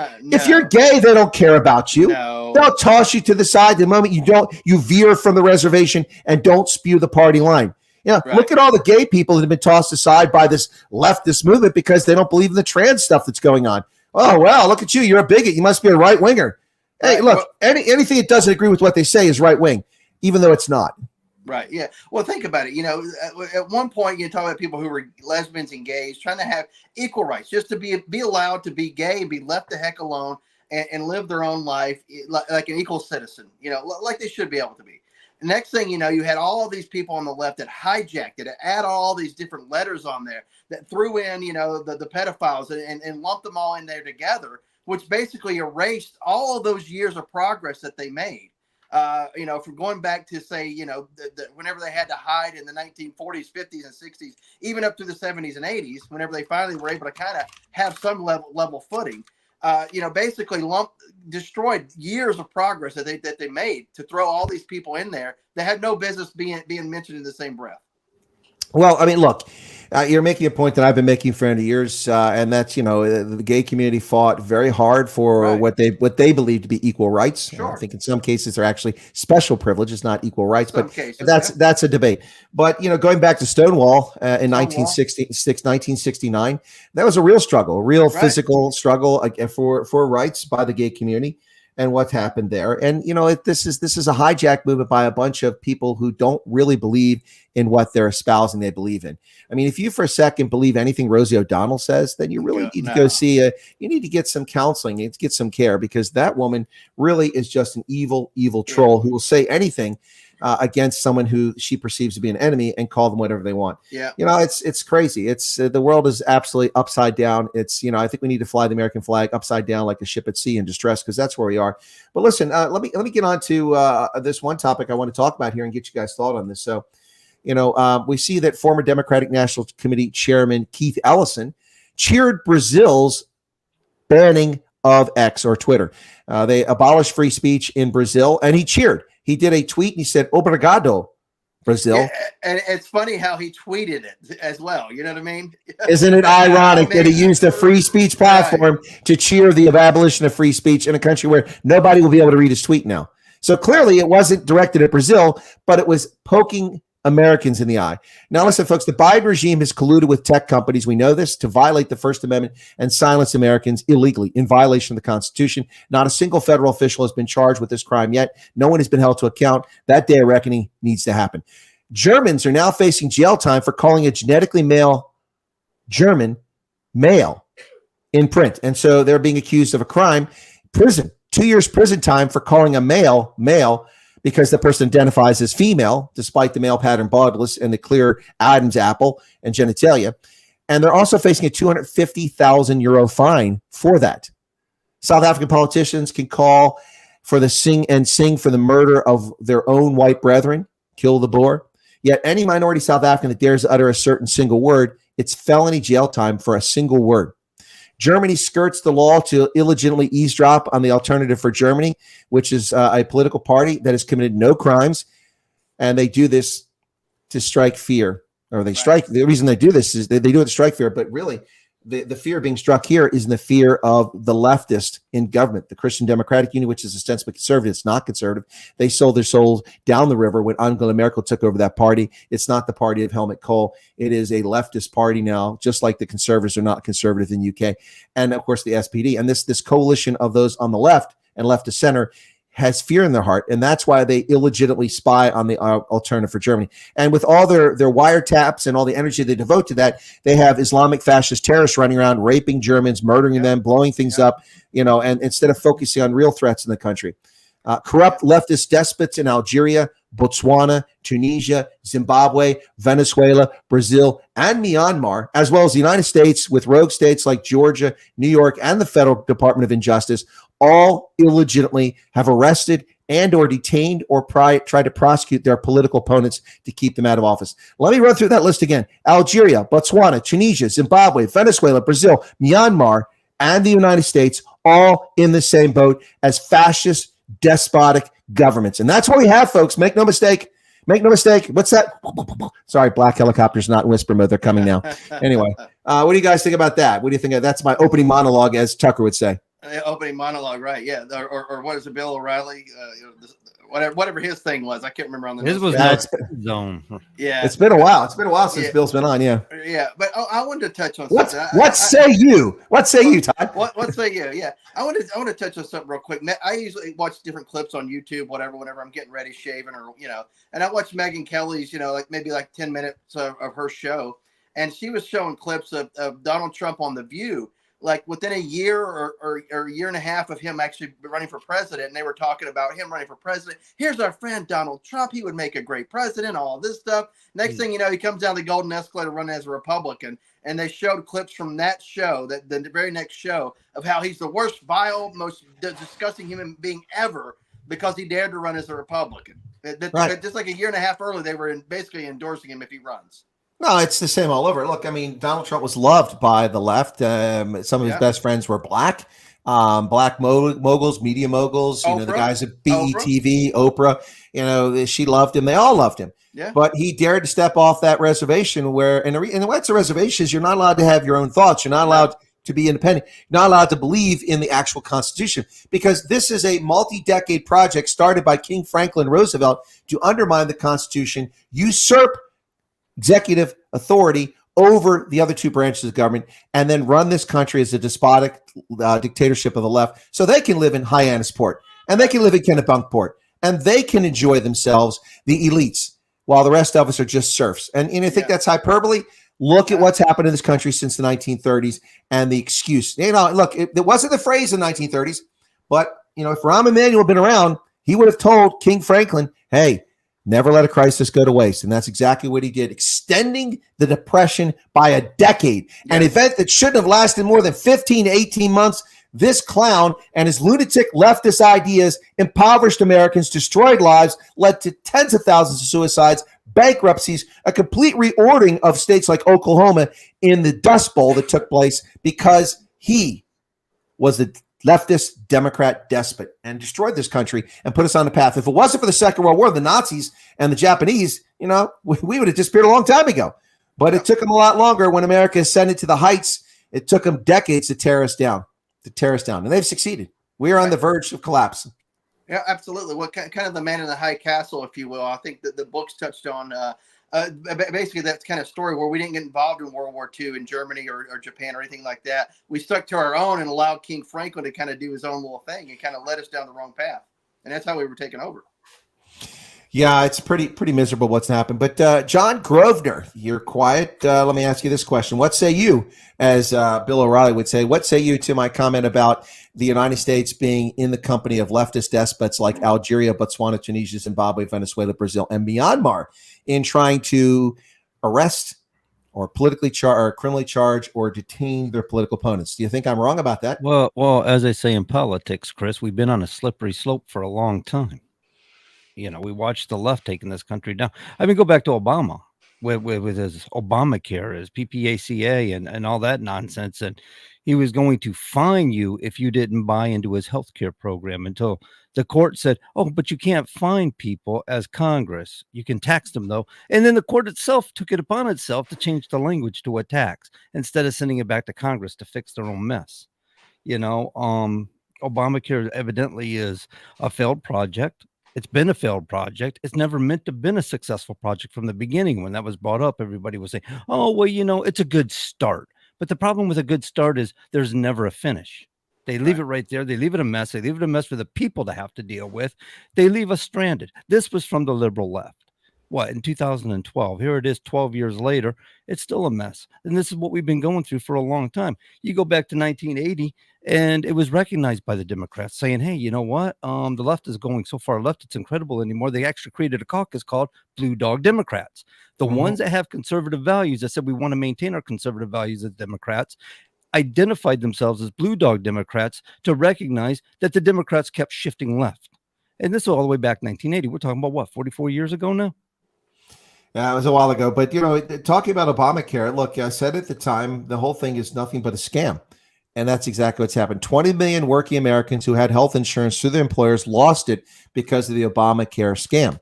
So we gave 12 million criminal alien invaders who are here illegally free health care by disenfranchising and stealing health care from 20 million Americans. And that's just the start of it. The whole thing was just a jerry-rigged system. I challenge anyone out there to call us up and tell us which medical schools were founded and are in operation because of Obamacare, which new drug breakthroughs have occurred because of Obamacare, which hospitals have been built or clinics have been built on Native American reservations because of Obamacare. Not a single one. How many more doctors are getting scholarships to go to medical school? None. How many specialists have been trained? Not a single one. It had nothing to do with healthcare. It had everything to do with the communist takeover of our economy. And what they've done is screwed everyone. The average family now is paying between $5,000 and $9,000 in insurance premiums per year for a working family to get crappy healthcare that doesn't address their basic needs. This is unbelievable. And Americans just swallowed this garbage. I warned them at the time, but I wasn't on the air. I was still serving uniform. Everyone would listen. I talked to them. I said, this is a scam. It is not about healthcare. It is about jerry-rigging and fixing the corrupt insurance practice. And just look at it. If you get government care at the expense of the taxpayer, just look at what goes on. The Medicare will only pay a certain amount. So the actual cost is billed by the provider. If they want to get clients from Medicare or from the military through TRICARE, they have no option but to accept what the government is willing to pay them, and then have to write the rest off. You might say, why would they do that? Well, because in many places, a significant portion of the client base is covered by the government. And you either get a handful of clients and struggle to pay your bills, or you get the rest of the money. So what happens is that this is the bill. It's $10,000 for this treatment. So the Medicare and TRICARE says, well, only $3,000 of that is billable, and we're only going to pay $1,500. So the provider doesn't get $10,000. So what happens to the other $8,500? It gets pushed on to everyone else. Those who are unfortunate enough to pay cash and those who have wealth. They pay for it. The whole thing is a fraud. It's a total house of cards fraud, and it is destroyed. The U.S. There's no such thing as a healthcare system. There's never been a healthcare system. It's the biggest fraud perpetuating Americans since we were told that Barack Obama was actually a legitimate candidate for president. This is a joke, an absolute joke. There's no healthcare system. We have a healthcare network, if you want to call it that, of private Lutheran hospitals, Catholic hospitals, for-profit hospitals, state-run hospitals, military-run hospitals, and for-profit hospitals around the country and clinics. Private practice. We never had a healthcare system. That's a joke. It's a lie. What we've done is screw Americans and damage our economy irreparably. That's where we're at now in 2024. And this is because lazy people don't vote. People don't get informed. People that don't know what the Electoral College is because they were too lazy, too stupid to pay attention in middle school, or they've grown up in the age after I went to school when they don't even bother to teach civics in this country. And am I excited? You're right, I'm excited because an election's coming up. It's time to get out there and vote. John, over to you. You know how to tell if a politician is lying, don't you? Well, their lips are moving. Their lips are moving. Yeah. You got to question authority. You can't sit there and believe everything they tell you. They sell you a bill of goods and they renege on it. They did this in the 1930s. They decided, hey, you know what? We need a retirement plan for working class folks. So we'll create Social Security. Social Security was billed to the American people as a service or an investment that you will retire with a continuation of your income, including inflation of the day. Therefore, you will not lose in the quality of life in your golden years. Turn somewhere along the lines to, oh, sorry, folks, we lied about that. That's just supplemental. And I had to watch my grandmother, who invested into that, who was sold that bill of goods when she retired in the 1980s, realize she wasn't retiring with a paycheck. Well, this is why I was smart enough at the age, despite being a poor white boy from rural Appalachia, I was smart enough to realize at the age of 18 that looking at when I got my annual Social Security statement, that it would never meet my basic needs when I retired, no matter what my level of income. And even though for a few years I reached the peak where you actually get more, you don't pay Social Security tax because you've exceeded the maximum amount they can bill. For a couple of years, I actually worked and had that level of pay. Even at that rate, I still don't receive enough money. The amount of money that will come from my Social Security check, and I live in a middle-class home. It's not an expensive home, just a couple $100,000 of value. And my home, my Social Security check, if I collect it now at the full rate, would barely pay for my mortgage. barely pay for my mortgage. Now, you might make the argument that people in their 60s and 70s should be having a mortgage. They should have paid it off already. Yeah, but this is a highly mobile society. People move around. Not to mention, I spent 36 years moving around. So not like I could have bought a house and planned on living here in central Pennsylvania 30 years ago. That's not how it works. But the point here is you're right. It doesn't, and it's supplemental. And that's the whole problem with it. I argued for years. I said, until I turned 50, I said, look, I'll sign a legal document. You stop taking money out of my Social Security and let me have that 13%, the 6.25% that I put in, plus the 6.25% that my employer puts in. Heck, throw in the Medicare on top of that so that I get 18% of my payback, and I will forego legally any claim ever to Social Security, Medicare, or any of that. You can have it. Just stop stealing my money, because over the next 15 years, if I work, I can make a vast pile of wealth based on my limited but experienced investment knowledge that will be far larger than anything you clowns ever give me. But of course, they would never do that. But once you get past 50, unless you got a job paying $500,000 a year, it isn't going to work out that way. No. I tried to make a similar argument back in 18 running for Congress, and people were talking about, well, what about the people who are on it right now? Oh, they're supposed to be getting paid by the people who are paying to it now. I said, that's a Ponzi scheme. You just identified a Ponzi scheme, and they didn't understand that. And they just admitted what's going on. They don't realize it because they're not bright enough to realize that exactly what we've been telling. It's like there's no trust fund. The lockbox. It never existed. It's just this colorful language that politicians make up to hoodwink people and then pass a piece of legislation that is highly controversial by pretending it's not. There's no lockbox. If you open up a Social Security vault, all you're going to find is dust.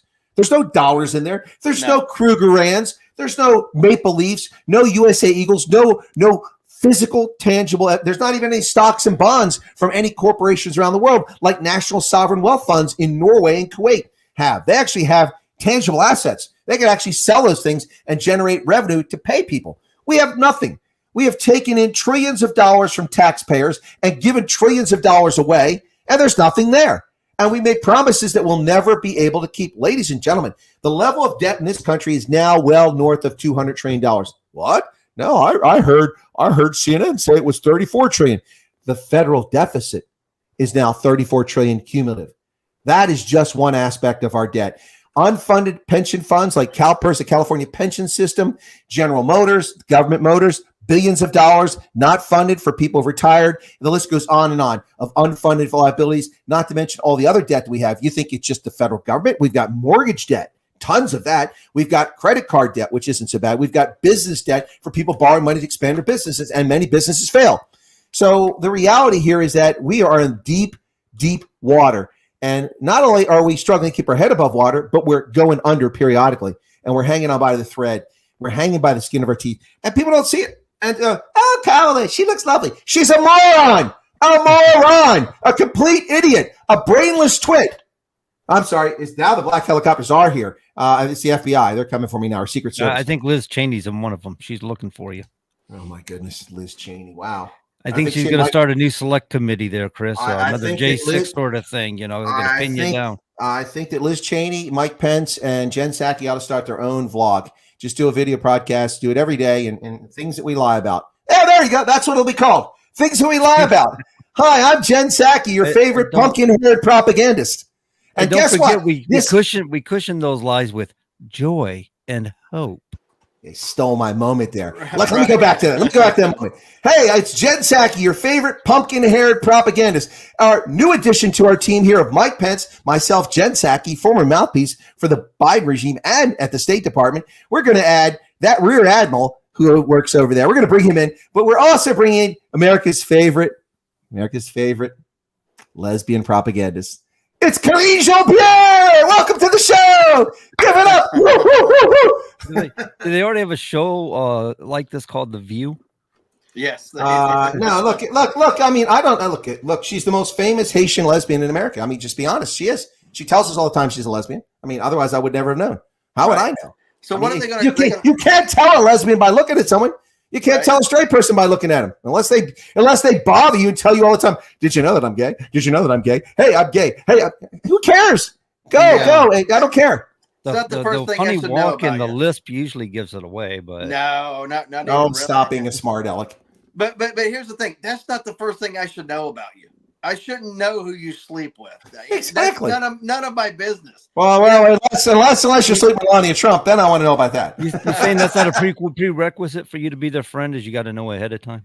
No, and then all of a sudden they have to tell you about all the freaky little things. I dress up like a dog and I put leashes on. I do all this weird stuff. It's like, why do I need to know that? But if I say I'm good, I don't need to hear that. Oh, you're a this, you're a that, you're a bigot, you're a homophobe. Yeah, you're. I love.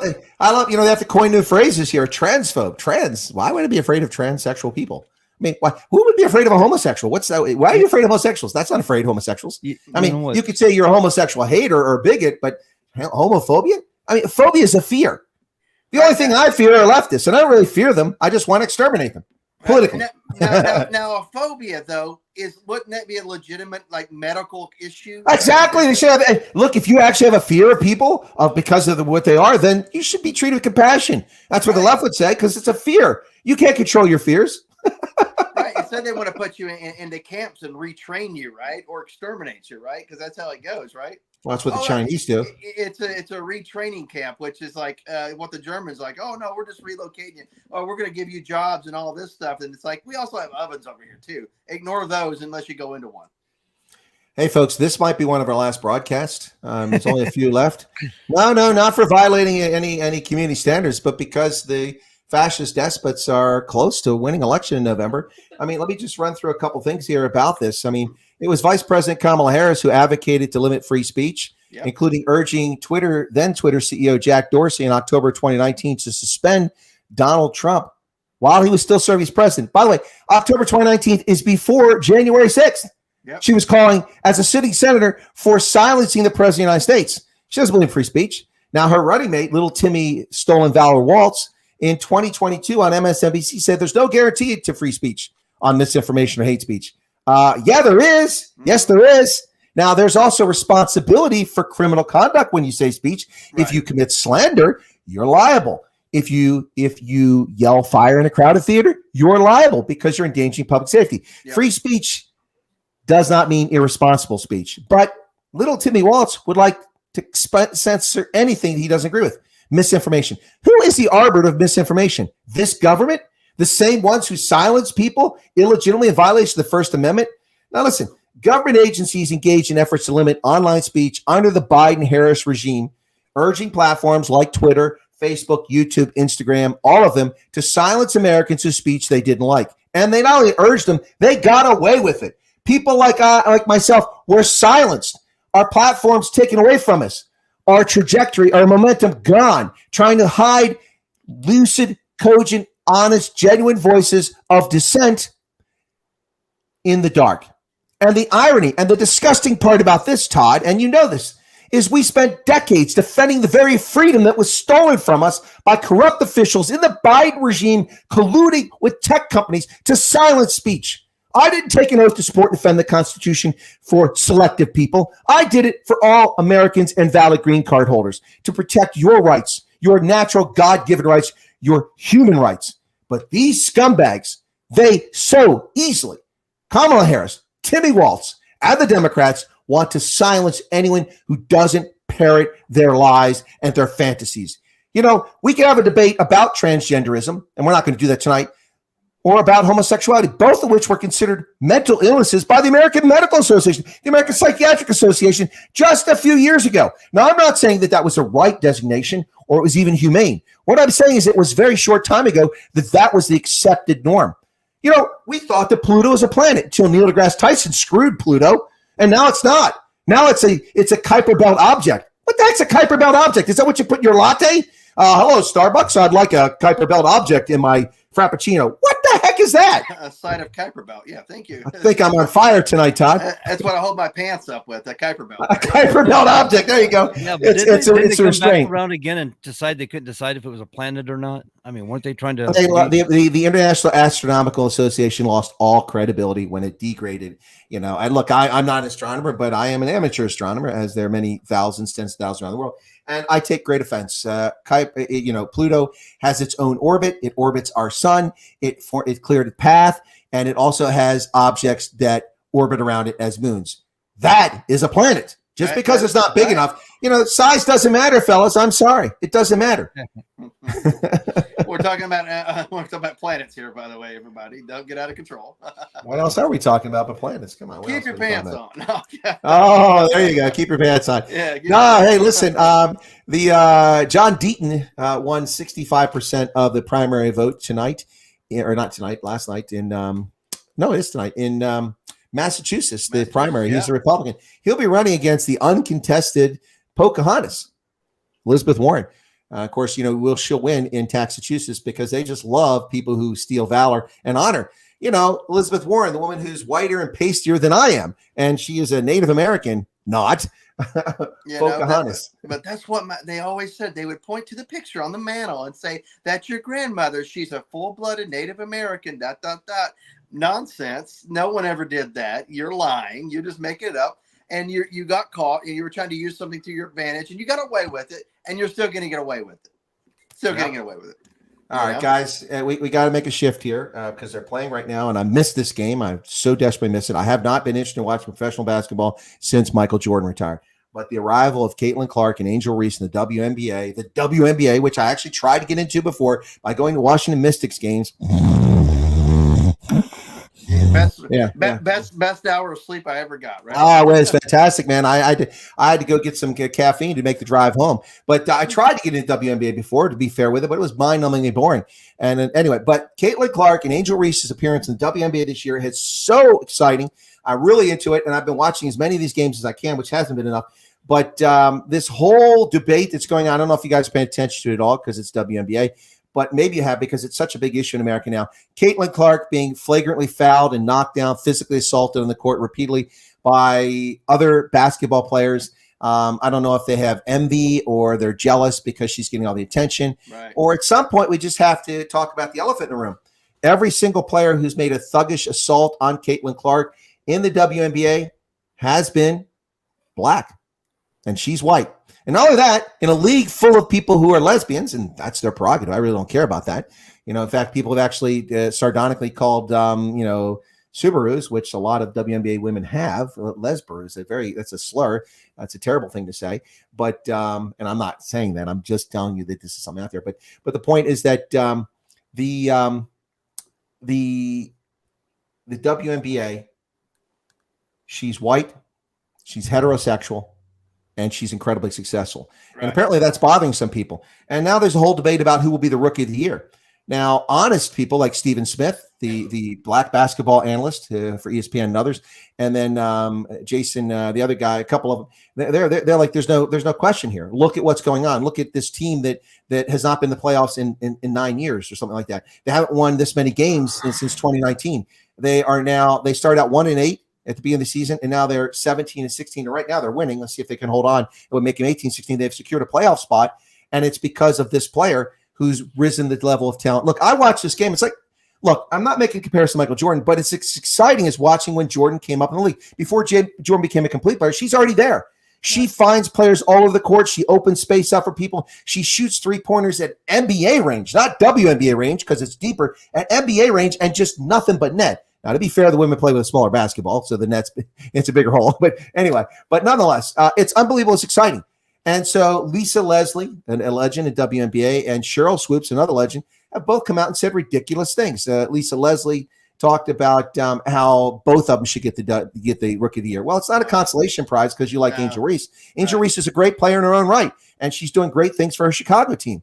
But it's not the same. She's a great rebounder and a great paint player. Caitlin Clark plays all over the court and does everything. Blocks, steals, rebounds, shoots, scores, assists, everything. And has risen her team. And right now, people are afraid to say it, but I'll say it. You have to begin to wonder if this animosity is because Caitlin Clark is white and heterosexual. Is that the reason why she's being demonized? Yes. I wouldn't know. No debate. Yes. I was looking for WNBA on my television, but my clicker broke on lingerie football. And I'm just stuck. So yeah, that's funny, but I can attest that lingerie football doesn't exist anymore. I went looking for it. Ruin it for everybody. Well, hey, look, save a little trouble, wasted their time tonight trying to find it. But yeah, right now, it's only a 3-point lead with 3 minutes left for the Fever, who were trailing by several points. But right now, they've got 4 players in double digits at this hour. Nalasa Smith, Aaliyah Boston, who's a great second-year player, Kelsey Mitchell, who's an incredible point guard, or a guard who's doing a great job, and Caitlin Clark, all in double digits at this point. Clark with 9 assists, and she's going to go double-double here. She gets one more assist.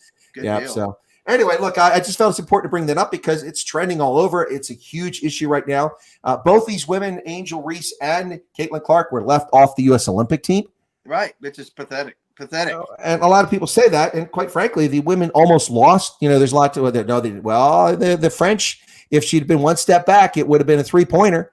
Yeah, and it would have been a tied game. They would have gone extra time against the French, so they barely won that game against France, who put up quite an effort. But these two didn't go to the Olympics; they were left behind. But look, folks, I'm excited about the WNBA, but it's going to be like when Jordan played for the Bulls. I'll only watch the Bulls. Well, at that time, I'll only watch, but I watched every game because you used to have WGN. They were on there. I watched every Bulls game, and then, as the Bulls became a more complete team and other people came around him, and Rodman came over to the team and others, Jordan adapted his game and became a complete player, not just a shooting point guard, and did everything. Right. Already, I'm seeing that in Caitlin Clark. And what I'll tell you is that I'm going to wind up wanting to watch other WNBA games because Caitlin Clark has got me excited about watching this sport, which I've dismissed because I found it boring up until now. Right. And you talk about, the left talks about the pay for the players. It's like there's no revenue there. But here's a player who could probably bring in a lot more revenue. And if you actually, allowed her to just play her game instead of throwing in all this woke nonsense on top of it, you probably see a lot more eyeballs and a lot more money being come to the NBA. And everybody's going to, the saying says, the rising tide lifts all boats. And this would go to that everybody would make more money. It basically applies here in the WNBA. Well, that's exactly what's going to happen. That's what Chris is getting at here. Is this WNBA hasn't been that well known. Hasn't really spoke out to people until you get these exciting players, and she being one of them, probably the most dynamic. And she's probably going to elevate the sport, not even get the recognition or the credit for it. Yeah, we'll go back to the 1970s with the NBA, which was kind of floundering after the ABA merger and all that. You had Magic and Larry Bird came in, it all changed. But imagine if we had the woke nonsense then that was against Larry because he was white male, where they could foul the heck, and they beat the heck out of each other back then. But let's say you could get away with just beating the heck out of Larry, and of course the Celtics, no problem. Where would we be? Would we have an NBA like we recognize now? No, probably not. Well, the NBA that we recognize is I lost interest in it when Jordan retired from the Wizards the second time. I've gone to a couple of WNBA games because I was traveling. I was down in Orlando. I went to that game. That was the Pacers and in Orlando, and it was after Shaq had already left the team. That was when we had CPAC when I went there a couple of years ago. Yeah. That was boring as all get out. I'm telling you, parking was easy. Well, maybe not the NBA that we currently have in the recent years, but the one we once knew. Right. The one we once knew. Yeah, we grew up. We're talking about the days of watching Charles Barkley play down there in the paint for the Sixers or play out in Phoenix. We're watching, it's Stockton to Malone, and it's that time and then everything that happened. Franchise players that would stay with one team, maybe late in the career, go to another team, maybe. But they stay with one team for 10, 15 years, and they were the franchise players, and they had loyalty. You had fan loyalty, and you had these great rivalries, especially in the 80s and 90s, maybe early 2000s, some really great rivalries, but you don't really have anymore. Well, you also had the NBA back then, not quite to anything that represented American society, but you had something called diversity of appearance. Yeah. You had white guys playing. Today, it's 78% black in the NBA. So I'm not criticizing that. I'm just saying, 12% of the population is black, but 78% of the NBA players are black.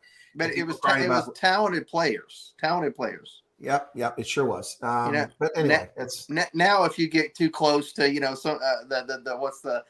some of the players in the NBA, it's like, oh well, he's a franchise player. You can't get close to him. Now it's a foul, or he can flop. You know what I'm saying? And you mean the Jordan rules? Yeah, I mean, but think about the bad boy Pistons, what they got away with and what they did. Oh my goodness, yeah, those guys were wicked out there. They destroy teams today.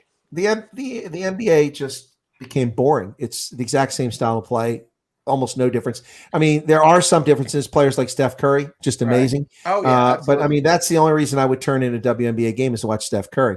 but the rest of them are just boring. Now it's The point values are insane. I think the baskets got so easy with the tall guys. I mean, a game of Yeah. like 396 to 398 or something, you know. But it's running gun offense. Nobody plays defense. Nobody rebounds anymore. And if you get close to the marquee player, it's a foul. You know, which it's nonsense. So nobody can play defense anymore.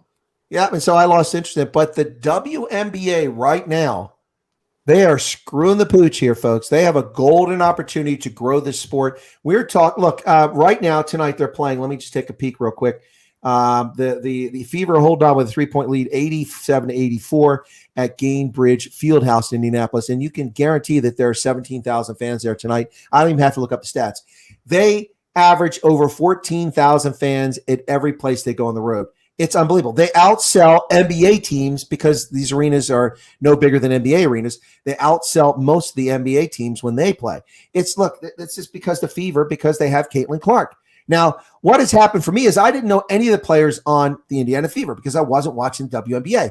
But now I see it, and I see Kelsey Mitchell. What an incredible player. Lexi Hull. I knew her because her and her twin sister played at Stanford or somewhere like that in college, but and I read a little bit about them. But Kelsey Mitchell I didn't know about. Aaliyah Boston I didn't know about. And these are talented players. And now I'm a big supporter. I'm a fan. I haven't bought a Caitlin Clark jersey. They're too expensive. But anyway, what's that? There's something going on. Somebody loud music in the back. Some Spanish music blasting in the car going by. Well, we do know that Nashville, New Hampshire is famous for its Spanish explorers and its long-time, centuries-long majority Spanish population. It does have quite a Spanish population here in Nashville. This is true now. Used to be predominantly French and French Canadian. Well, that's what happens with unconstrained migration. Much of it illegal. That's what happens.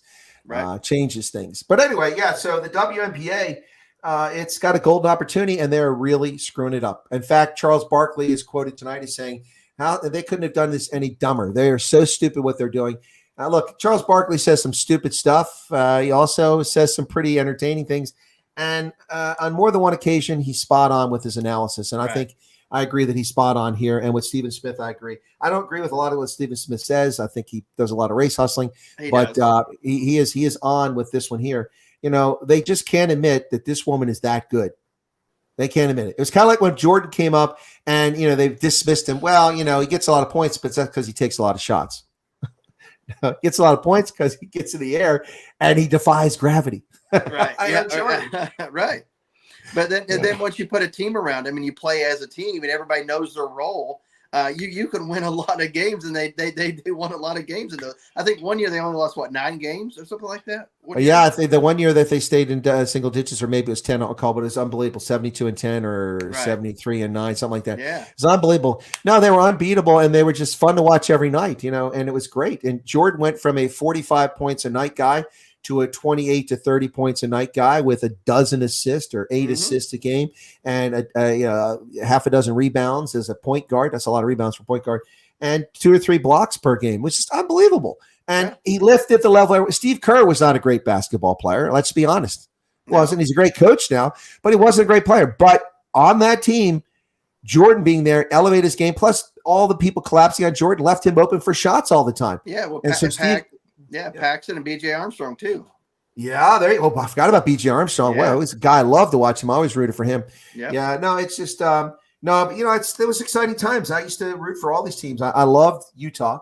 I rooted for the Bulls. I love Utah, and also pulled for Phoenix. You had KJ out there, Kevin Johnson. And then Barkley went out there for a bit, if I remember correctly. Yeah, Marley was on there briefly. Yeah. Dan Marley, remember that? Yeah. That was some good stuff, but those times are long gone. The WNBA has a golden opportunity, and they're just too arrogant or bigoted to see it right in front of them. All right, looks like the Fever pulling out. They're going to win this. It's 91-84 with just 25 seconds left. Look, I know the audience is just dying to hear these updates of WNBA tonight, so that's why I'm doing it. I mean, that's right. That's why they tuned in. They want to hear WNBA updates. Caitlin Clark has not scored any points, but Aaliyah Boston has been picking up points here late in the game. She's got 24 now to lead the team. So four of the players in double digits, but Caitlin Clark is in double digits with assists. She has double-double, 22 points, 10 assists, and 9 rebounds. If she get one more rebound in the last 20 seconds, she can get a triple-double. That would be all right, yeah. And you make it hard to not give her that Rookie of the Year. I'm going to be interested in seeing who they give it to and look at the stats side by side. Well, the ballots are already out. They were mailed to the journalists, the 60 or 80 that vote on this last week, and they've got a few more days before they turn it in. And if this performance tonight, which Caitlin Clark is not doing this to win the Rookie of the Year. But if this performance tonight doesn't seal the deal, then they're just bigots and fools. Right. Yeah, you're absolutely right. And woke nonsense is the I guess the MO of the day, right? It's everybody's MO, woke nonsense, and whatever your merit is, whatever your talent is, doesn't matter anymore. And society, will continue to collapse. Well, I think that the foundation's had it right. We should not deal with all this nonsense. Why don't you build me up, Buttercup? But people got to realize, like we talked about, 2016, they voted for Trump and everybody's like, oh, he's drained the swamp. I don't have to vote here. He's got it taken care of, and they stayed at home, and they found out that, he didn't drain the swamp. He requires everybody, every citizen to be vigilant in a nation that if you want to have a free republic, everybody has to be aware of what's going on and be educated of all the issues of the day.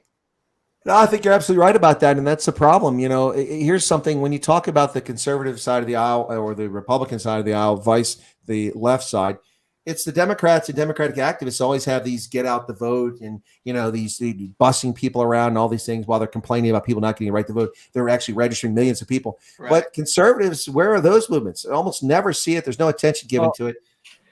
It's kind of illegal to run into the nursing home and say, hey, I'm here to collect your votes and help you vote. You're not supposed to do that. That's not what I'm talking about. It's perfectly legitimate to advertise. Here's how you can go vote. We'll help you vote. Register. That's what I'm talking about. Hey, did you see Philadelphia? In 6 locations, they put up, they're going to call it a mural now, but a fake advert of Kamala Harris wearing an Eagles helmet. And it says that she's the official candidate of the Philadelphia Eagles. And then it has a HTML link. It has the eagles.com/vote, and it works. It takes you to the Eagles website to tell you how to register to vote. But they were fake. It wasn't something. But the Harris campaign is silent. They won't criticize it because they got free press and people are talking about it. And dumb people in Philadelphia will probably vote for Kamala Harris because she's the official candidate of the Philadelphia Eagles, which she's not. Yeah, I heard about that. I also heard something about McDonald's or something. She's claiming that McDonald's had endorsed her. Or... Well, in McDonald's, I saw something. I haven't done any research to see if it's real, but apparently, and this is what I've heard, McDonald's did some research to find out where she actually worked. They couldn't find any record of her actually. That was it. At McDonald's, yeah. Yeah, she's claiming she worked at McDonald's, and they said no, they don't have any records of that. Trying desperately to relate to Americans. This is a woman whose formative years were in Canada. From the age of 12 till 22, she grew up in Canada, went to high school there, the most impressionable years of your life, and then began university in Canada. Not in America. And she's also the offspring of 2 non-Americans who were in America. So does that make her an anchor baby? Anchor baby Kamala. Yeah. Marxist professor, right? And a devout Marxist, right? Her father. No, but seriously. I mean, neither one of her parents were American citizens when they were here, right? They're visitors. From India and from the Caribbean, from Jamaica. Did they? I don't know. Yeah, I don't know if they were actually took on citizenship. Yeah, no one's ever talked about this. So is Kamala an anchor baby? We haven't heard that term in a while. I'll bet that's racist now too. That's insensitive, anchor baby. That was the Democrats themselves who were coining that term. Because Mexico is a race. No, yeah, exactly. Well, it's like Donald Trump. He's a racist against Chinese. Chinese is not an ethnicity or a race. It's a nationality. You can't be racist against a nationality.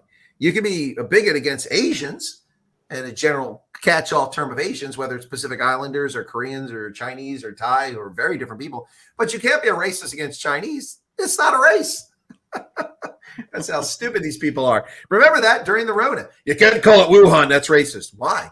It's Ebola, named after a river in the Congo where it was first observed. It's called Marburg because the first outbreak known to Western medicine was in Marburg, Germany. Even though the virus came from Africa, it was called Marburg. It's called Rocky Mountain Spotted Fever because that's where he saw it. It's called West Nile virus. Why isn't it not Wuhan? It is the Wuhan flu. Get over yourselves. That's the naming convention. It's not bigoted. It's not racist. And who can be racist against Chinese? It's not a race. Wake up, Marley. I guess in the late 1960s and 70s, we weren't supposed to call it the Hong Kong flu. I don't know anything about the Hong Kong flu, but I can tell you about the swine flu. my God! Way back Is in the that day, the is that Hong an Kong insult flu to was a big pigs? deal. Should we call it the porcine? Flu. What? Come on. Right. Ridiculous nonsense. Anyway, folks. Well, but the again, Spanish flu got a bad rap, right? It didn't start in Spain. Well, it started in Kansas. Right. That we know. We actually traced it back to Kansas based on the RNA. And I think it was one of the military of Fort Riley or somewhere like that where it first broke out.